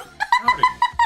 Listening to the presentation from afar, it dawned on me, this is actually such a colossal wastrel of a human being that he actually, this is Manic Pixie Dream Girl number 2. He actually broke the first one and turned her into a real person, and needs another bite at the apple. Oh my god, you're right. Holy shit. The girlfriend who left him was also a Manic Pixie Dream Girl until it was just too much, and she became more of a real person. Not completely, but... Oh my god, that's so true. I hadn't even thought about that. Oh my god. That's a fabulous addition. Thank you. Thank you. Okay, yeah, that was actually a majority of what it was I was going to say. So I'm very happy you intervened. That was the perfect moment because this show is truly blunderous. A reminder to get help from trained professionals, not random college girls that you meet in the woods. He's setting them free. Yes, go free. Oh, sorry. I accidentally hit my microphone. Go free, Manic Pixie Dream Girls, into the world. Away from Gen. Oh, this show is insane. You could learn something from this in that women are actually complex creatures with interests and desires and drives. Yep. And his first girlfriend almost understands that. Almost, not quite. She kind of tried to go for like maybe the sloppy like hookup, but like it didn't quite work. Oh god, the catch and release program, yes. Catch a Manic Pixie Dream Girl and then release them back into the world. To maybe grow and develop as people. Oh god. Well, you're here already. Do you want to join me for the rest of these? Is it worse than that? Is it catch and release for Manic Pixie Dream Girl? Well, I've done enough therapy with you. Go fix another man. Oh no! That's the thing. He didn't even like really achieve that with the first girlfriend. No. He just like kept leaving her randomly to go solo camping. Imagine being so bad at fishing. A fish that's trying to swallow your hook you can't catch. Fuck. Yeah, no, it's no good. It's absolutely no good. Oh, God. All right, well, let's check in on the blunder meter, shall we? Oh! We're in blunderful territory. A blunderful territory. All right, I hope you all are prepared for Onmyo Kaiten. Oh, a rebirth verse. This is too much for me. Thanks, man. He's fleeing, as he should. I barely made it through this the first time. You can make me go through it again. Save yourself, bear! Save yourself! Thank you for stopping by! Oh, I'm so happy he remembered that. God damn, I hadn't even made a slide of that. Yes, no, there's worse than these. Oh, how did you endure this? There may or may not have been alcohol involved. There may vitamin alcohol to smooth things over just a little bit. Did it help? No. But it's okay. We're getting through it all the same. It's time. In fact, the show is so bad that Bear fled from its presence, which is good. That was the right decision. Saving himself. Because I have a question. Very important question for you all. Have you ever asked yourself, what if we could make our own ReZero? But with blackjack and hookers. And by blackjack, we mean CGI robot battles, which are of questionable quality at times. And by hookers, we mean generic romantic interests with insane personalities. Because that is what you all are going to get. Welcome to Onmyo Kaiten, a blunderful exercise in time loops, absurd villains, and insanity. Oh, where do we begin with this show? I suppose we'll have to go from the beginning. This is an original property by David Production, the studio behind JoJo's Bizarre Adventure. But how this is not a JoJo's caliber show. Oh, my bones, how they ache with pain.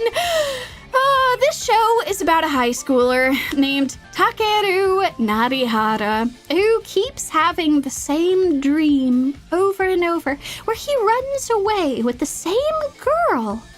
It's a very strange dream, and he keeps having it. In fact, he starts falling for this girl, who is named Tsukumiya. He only meets in his dreams, which you might be like, whew, boy. Falling in love with the dream girl, huh? But I don't know, I guess if you have the same dream that is strangely real, you start falling in love with the girl. Anyway, until he sees her flaming rat companion in real life and gets isekai'd by Truck-kun while chasing it.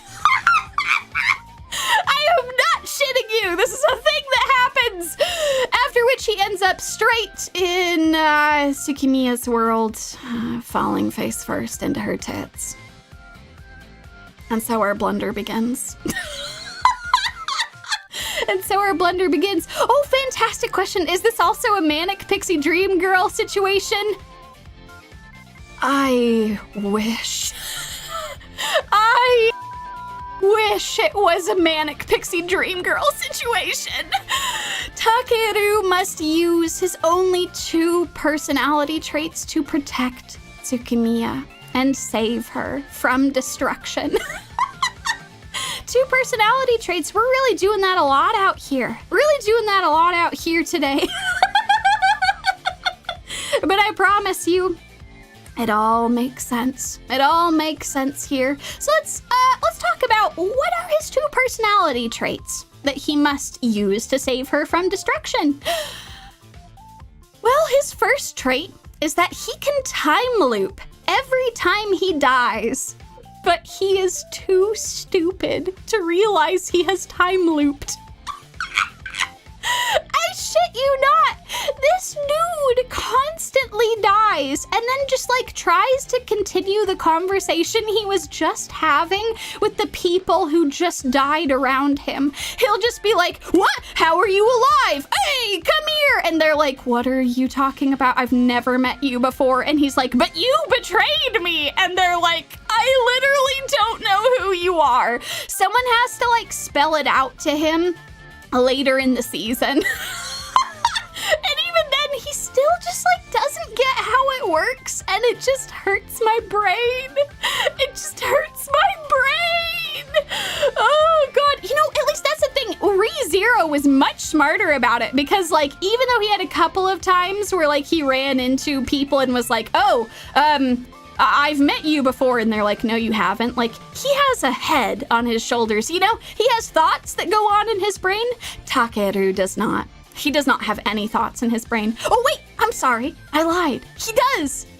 His second trait is that he constantly, and I mean constantly, creates quote-unquote family mottos to explain his situation. The only thought in his brain is, what is a family motto that I can say? I'll give you a couple of examples. A Narihara family motto, don't admit defeat, even if you're dead. A Narihara family motto, don't give up on the future. A Narihara family motto, fight someone for real and you'll understand them. What does any of this mean? Only Takeru can understand.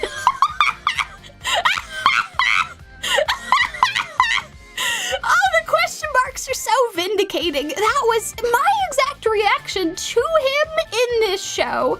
So with the power of time and the stupidity of these family mottos, he must become a CGI mech to try and save Tsukimiya from her inevitable death over and over again. But he fails over and over and over again. In just the most comedic ways possible. Like, he just cannot manage to save her or anyone.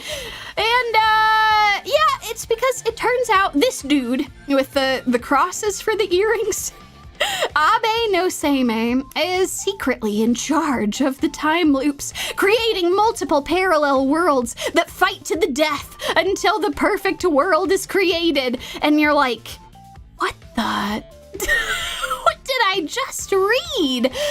Well, don't get too comfortable with that explanation, because wait, actually, all of that was sort of a lie, because Abe no Seimei has actually been on Takeru's side this whole time, and the real purpose of the time loops is...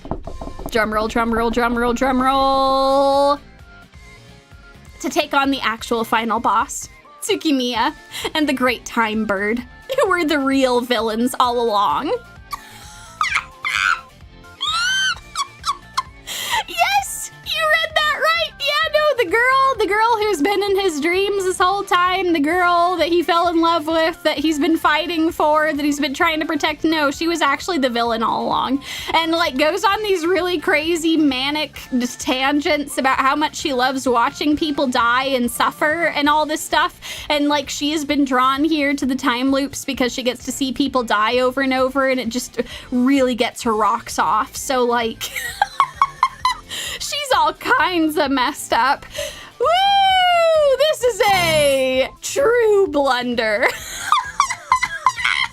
The final episode is a blunderful mess of incredible proportions, with Takeru shouting made-up family mottos as he fights Tsukimiya and the Time Bird. Feel, want, create, possibilities into the future.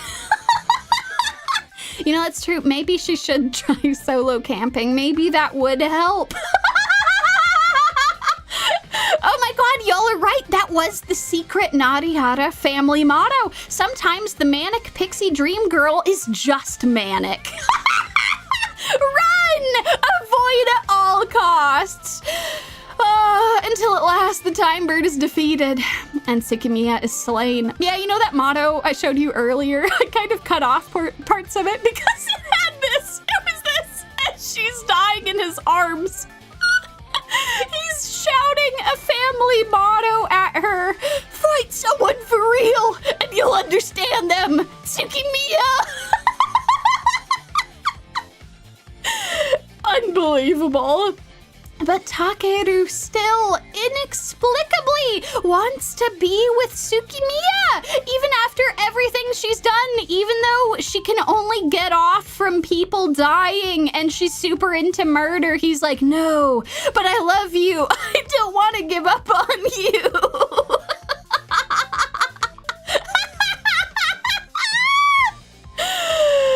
So anyway, he waits for years, question mark, until she is born again in the future and he can find her again, which like, what are we doing? What are we doing? What are we doing? What are we doing? I don't even know. I don't even understand. Does the show understand? Does anyone understand? No, I don't.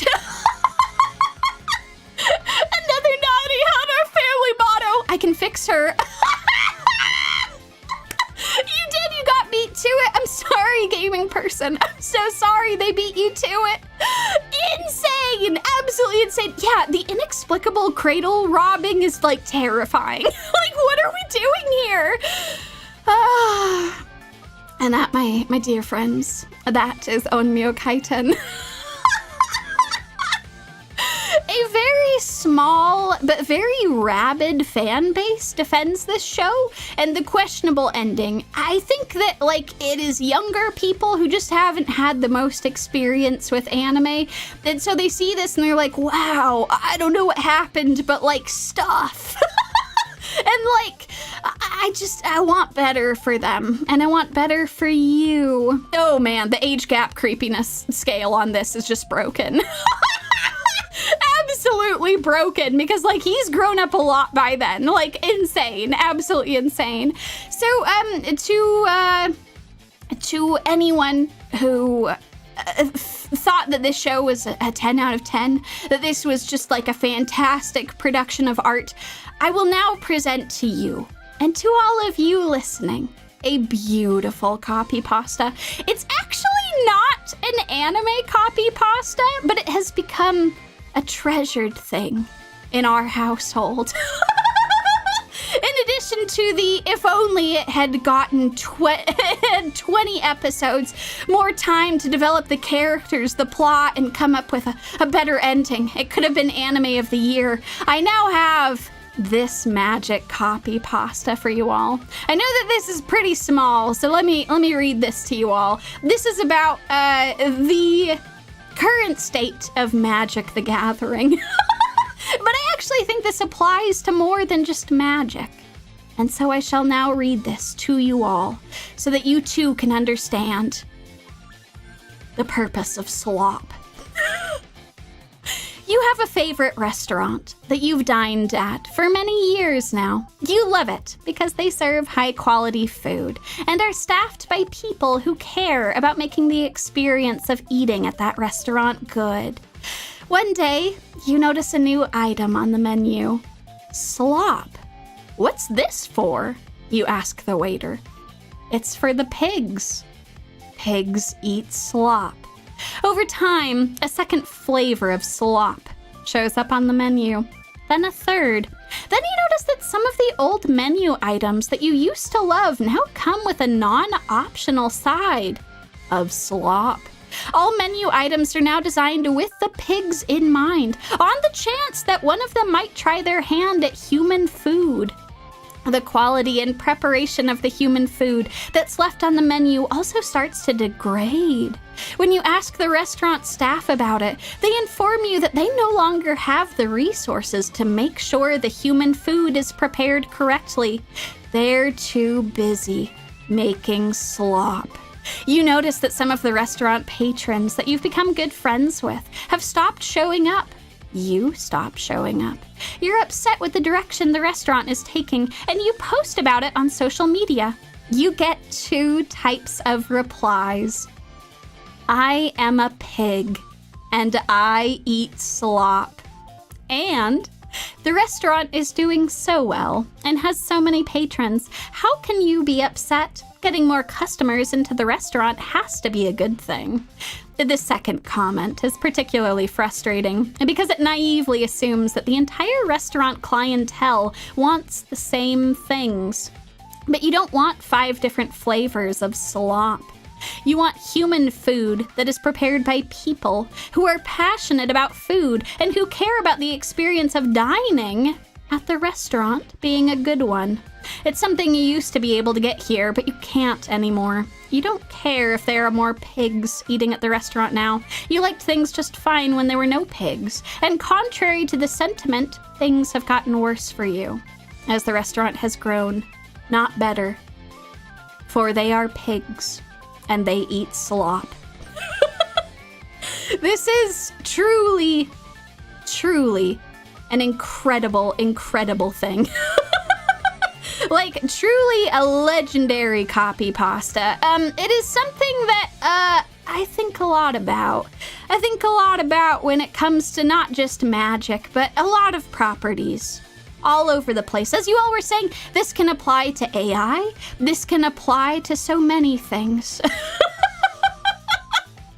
it's okay. We all eat slop from time to time, but it is something to acknowledge when you make that the norm. You should not make this the norm in your life. Don't only eat the slop, please. I beg of you, the point of bringing this up is please do not become the pig. Please do not eat slop like Onmyo Kaiten. We all have our Kuso-Anime. We all have our goofy shows. And yes, indeed, it's okay, magic friends. There's still old cards. Yeah, God knows Bear and I have been playing a lot of old magic recently, playing a bunch of fun stuff, so that has been good. Speaking of magic, Bear has returned. The point of the copy pasta is buy the city Blu-rays with every dollar that you have. Yes, exactly. He's right. The man speaks the truth. The point of this is buy the city, the animation Blu-rays. Yes, that's correct. Buy merchandise from it. Please support City the Animation. It is the thing to be supporting. Do not support this. It is definitely a very harsh copy pasta. It is something that has made the magic community have an enormous reckoning for sure. But yeah, I don't know. I think about it a lot because I think that it is just something that has creeped into my own vernacular now. When I was thinking of how to describe this show, I was just thinking, don't eat slop. And I thought to myself, oh no, I need to explain what that means. I need to explain why. Oh, God. But yes, no. The point of this copy pasta is not to despair over the state of Magic the Gathering.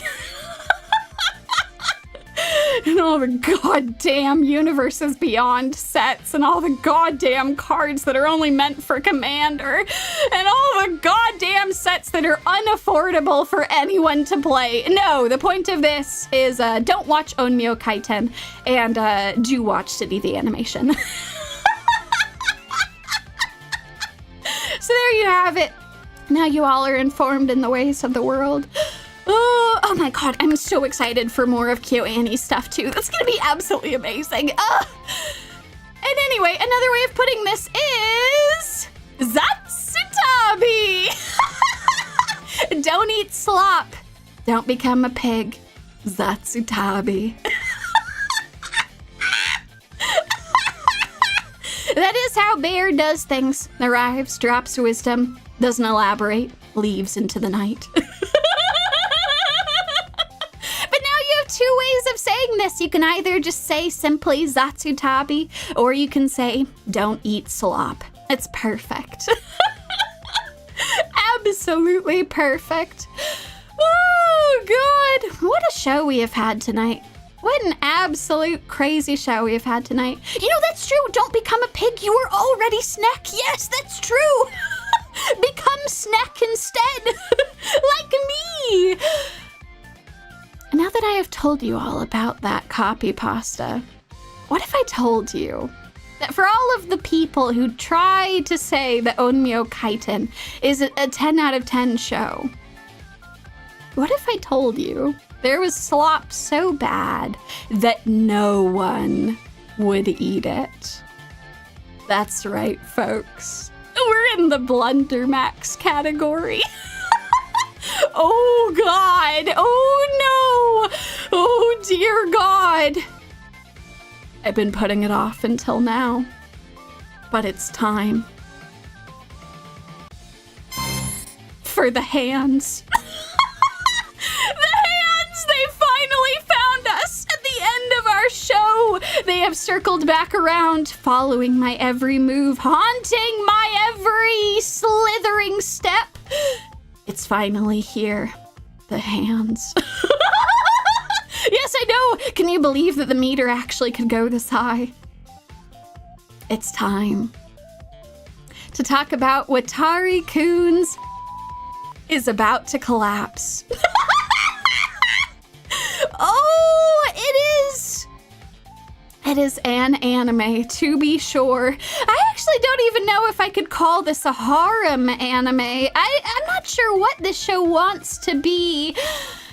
And if you're wondering, what is the stand for? Don't worry, I got you covered.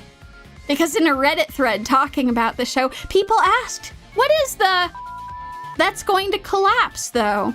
To which this astute viewer responded, as someone who has read the entire manga, I have no idea. We will never know. We will absolutely never know. This show is so blunderous, so blunderful, so blundermaxed that even potential fans cannot abide it. And a thread of someone asking, if anyone is watching, is it good? To which this wonderful person responded, it's good to hate watch. Get your together, Watari-Kun, you idiot! And I could not have summarized it better myself. I hate watched this. I hate watched the hell out of this show, and every other person in the comment threads of the discussion for this show was also hate watching it. All of us together could not believe what we were watching. So what is this Blunder Maxed series? And why do people only hate watch it? Dear viewers, let me take you on a journey. At the end of it, you may not be the same person, but you will understand the madness of this show. Ooh. So let's hop right into it. Watari-Kun is our protagonist, an orphan living with his aunt and his younger sister. With his younger sister having an unhealthy, almost bro-con attachment to him that really is uncomfortable at times. And his aunt having a different but similarly strange attachment to him, with Watari-Kun as a replacement for his father, which often prompts him to ask, what the heck happened between you and Dad, as she doesn't answer ominously. Yes, no, the no's are already coming through. Excellent. Oh, God, you know, that's true. I think y'all are right. The viewer is about to collapse, and it should be as a stand-in for brain cells. Because we are losing brain cells here. Ah! Oh God, you're right. The Brocon is hereditary. Oh dear God. Well, the Watari-Kun has no time or freedom for romance because between his aunt and his little sister, they constantly insist that he can never get a girlfriend because his sister will freak out about it and his aunt will throw him out of the house. But in waltzes 3 romantic interests, all of varying insanity, determined to break through that wall. So, let's talk about our love interests. Ooh!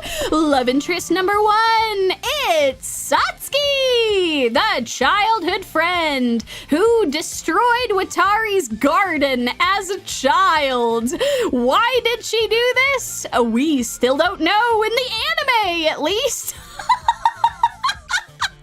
Yep, she is love interest number 1. She is constantly trying to get into Watari's pants, kissing and feeling him up on multiple occasions. Oh dear God.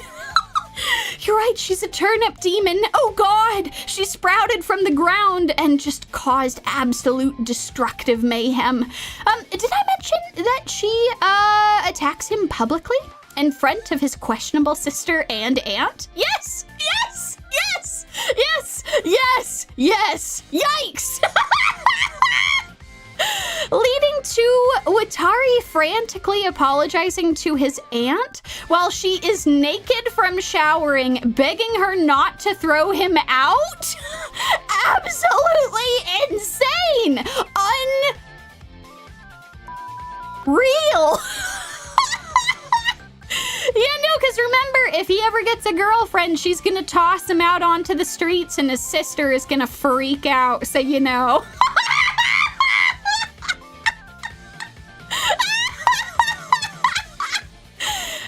That's Satsuki. Romantic interest number 1, who will insist that she is just a childhood friend while constantly encouraging him to feel her up, being like, oh, does it make you feel better to do this? Oh, I don't love you. I'm just doing this as a friend. Yikes. Yikes. Yeah, no, it does hurt your brain. Turns out that assaulting anyone, regardless of gender, is bad. Super not cool, actually. So anyway, that's Satsuki. Moving on to romantic interest number 2, it's Yukari. A quiet, good girl. Look at her like this. Ah, she's surrounded in this angelic light. Surely she'll be the most normal one in the show. Surely she'll be a great foil for the craziness of Satsuki. Oh, dear viewers. Alas, Yukari is not a quiet, good girl. She has a crazy stalker, an even crazier mother, and yandere tendencies. Yikes. You called it. You absolutely called it. Mr. Oreo yandere right before we went over. Incredible. After rescuing Yukari from her crazy stalker, and by rescue, I mean that Satsuki rescued her, like, Watari did nothing. He kind of just stood around and was kind of like, no, stalker, but Satsuki was like, I'm calling the cops. You can't be a stalker anymore, stalker-o. Well, anyway, Watari and Yukari start dating.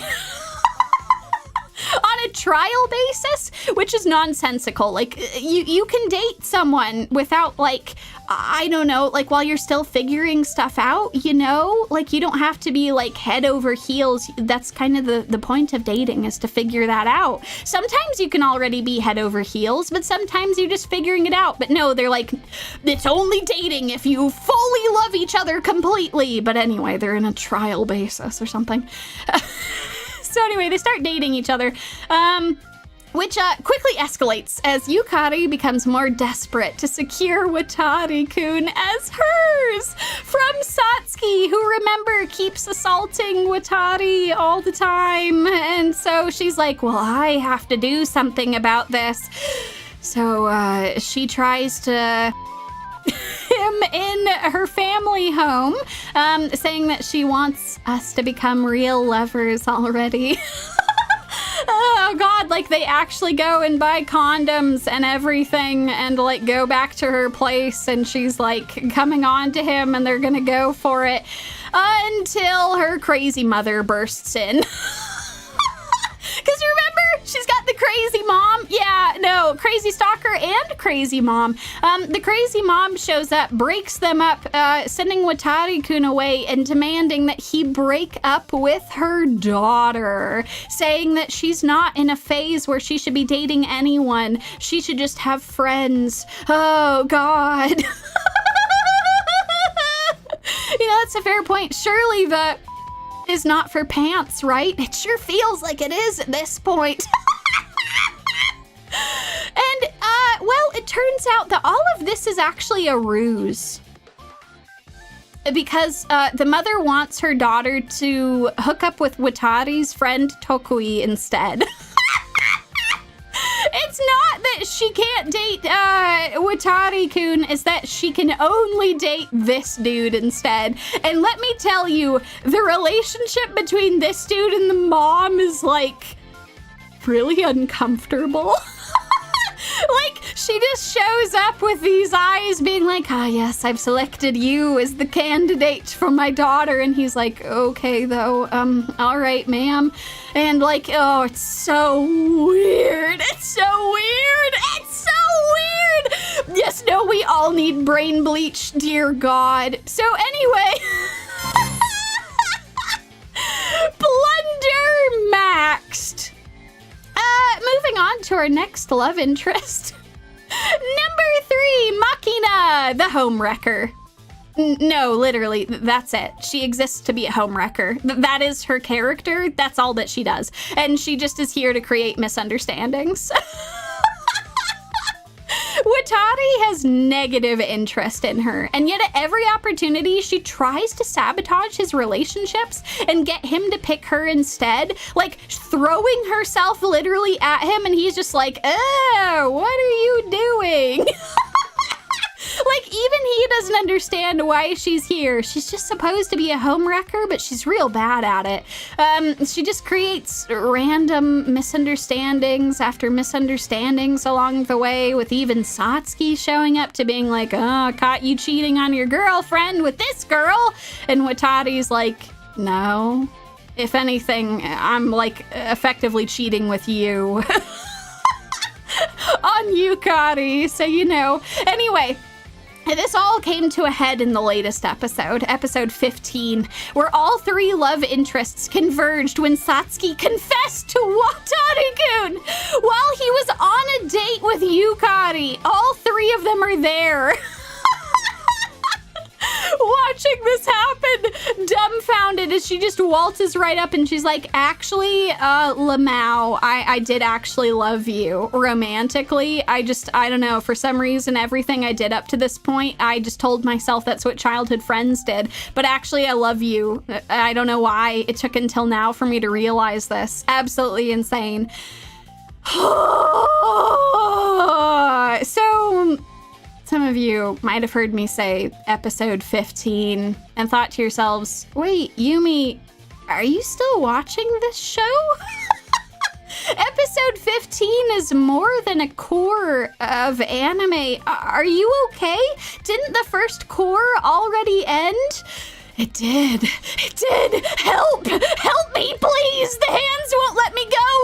The first core ended and I kept watching. Bear and I just looked at each other and we're like, well, we gotta watch the next episode. And so then we watched the next episode and it continued to get more insane. And we continued to watch the next episode and it continued to get more insane. I tried to turn off the show, but the hands! The hands! The hands! This is the true blunder. The hands are everywhere.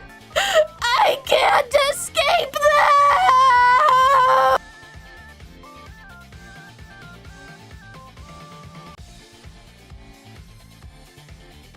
Okay, my apologies. My apologies, good people. I don't know, I don't know what came over me. My apologies. What a terrible blunder that was. My apologies for that outburst. So sorry you all had to witness that. Naughty had a family motto.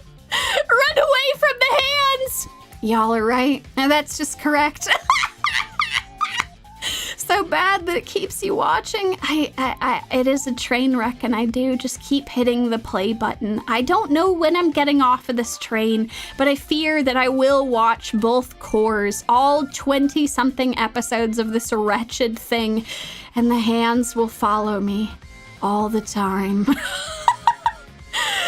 will haunt me until my dying days. And now you too can understand.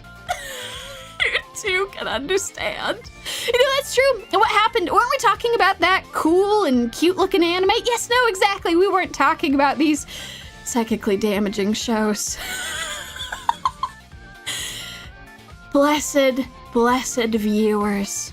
We have now reached the end of the BLUNDERDOME. Oh dear God, don't ask me that. Who's best girl, Yumi? Who's gonna win the boy?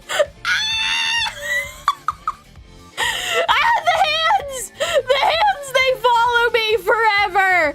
Oh God. The show is trying to make it seem like it's Satsuki, the crazy one, the most crazy one, but no, I don't know, but I think he's gonna end up with Satsuki, and I'm so scared. The ant.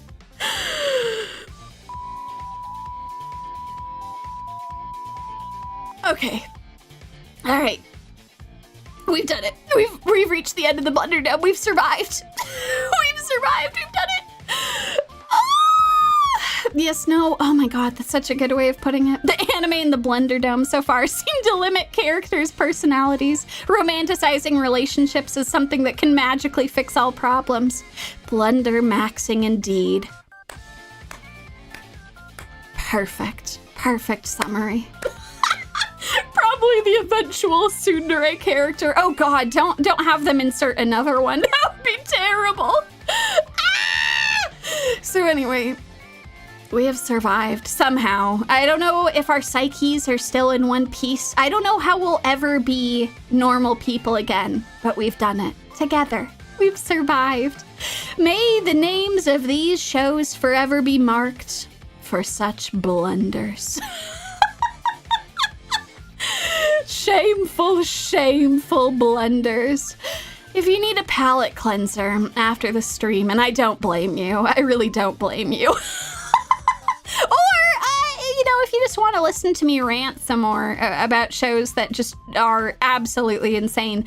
Tomorrow on Zera's channel is going to be a bad horror movie showcase, and I'm going to be part of it. Look, it's me right there in the thumbnail right next to Firo. It's incredible.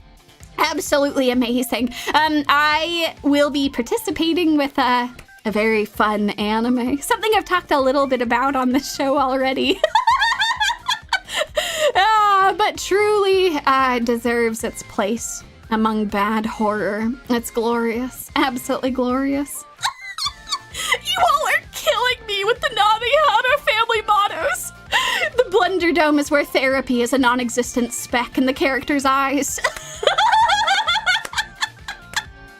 Y'all are the goddamn best. Absolutely goddamn best. Oh yes, no, I can assure you, I am not the bad horror myself with my rapidly disintegrating psyche. Don't you worry, I'll talk about something else. It's also just a really fun time. People have really, really great recommendations for bad horror to watch and just truly incredible stuff. So come and check it out. It'll be super great. It's a little bit earlier than when this stream started. But yeah, you'll be able to go and check that out over on Firo's channel. So please go and check that out on Twitch, especially since Twitch has instituted some really wretched new procedures where a lot of folks are not being counted as like watchers of a channel. Viewers is the word I meant. Watchers. They are watching things. So yeah, please go and support Firo and maybe consider like typing something in the chat while you're there. Like saying hi, talking about how things are going and whatever. Because Firo really, really deserves all the support for putting this together, even with all of the awful shit that has been going down on Twitch. So yeah. Narihara family motto. It can't get any worse, can it? It most certainly can't. And actually, speaking of Onmyo Kaiten, and speaking of our copy pasta, the true meaning of the copy pasta, to tide you over until this upcoming bad horror stream. Oh my god, you crazy people. Magical! Have a good weekend, homies! Y'all have a good weekend too. Y'all have a great weekend, you crazy bastards. I don't know what I've done to deserve y'all being so damn kind. If I can make y'all laugh and have a great time as we suffer together, that's the best thing that I can do. As an apology for all the psychic damage this show, I have something wonderful for you all. I now present as the ending for this particular stream, and a reminder to go and watch City the Animation, the thing that's actually worth your time. It's time for the full version of Mambo number 5. From City the Animation as the ending for today's stream. That's right, you get a preview of it right here, right now. Folks, I hope you have an absolutely wonderful rest of your day. And until I see you all at the Yumiversary, I hope that you have a fantastic weekend. Oh, it's Yumi!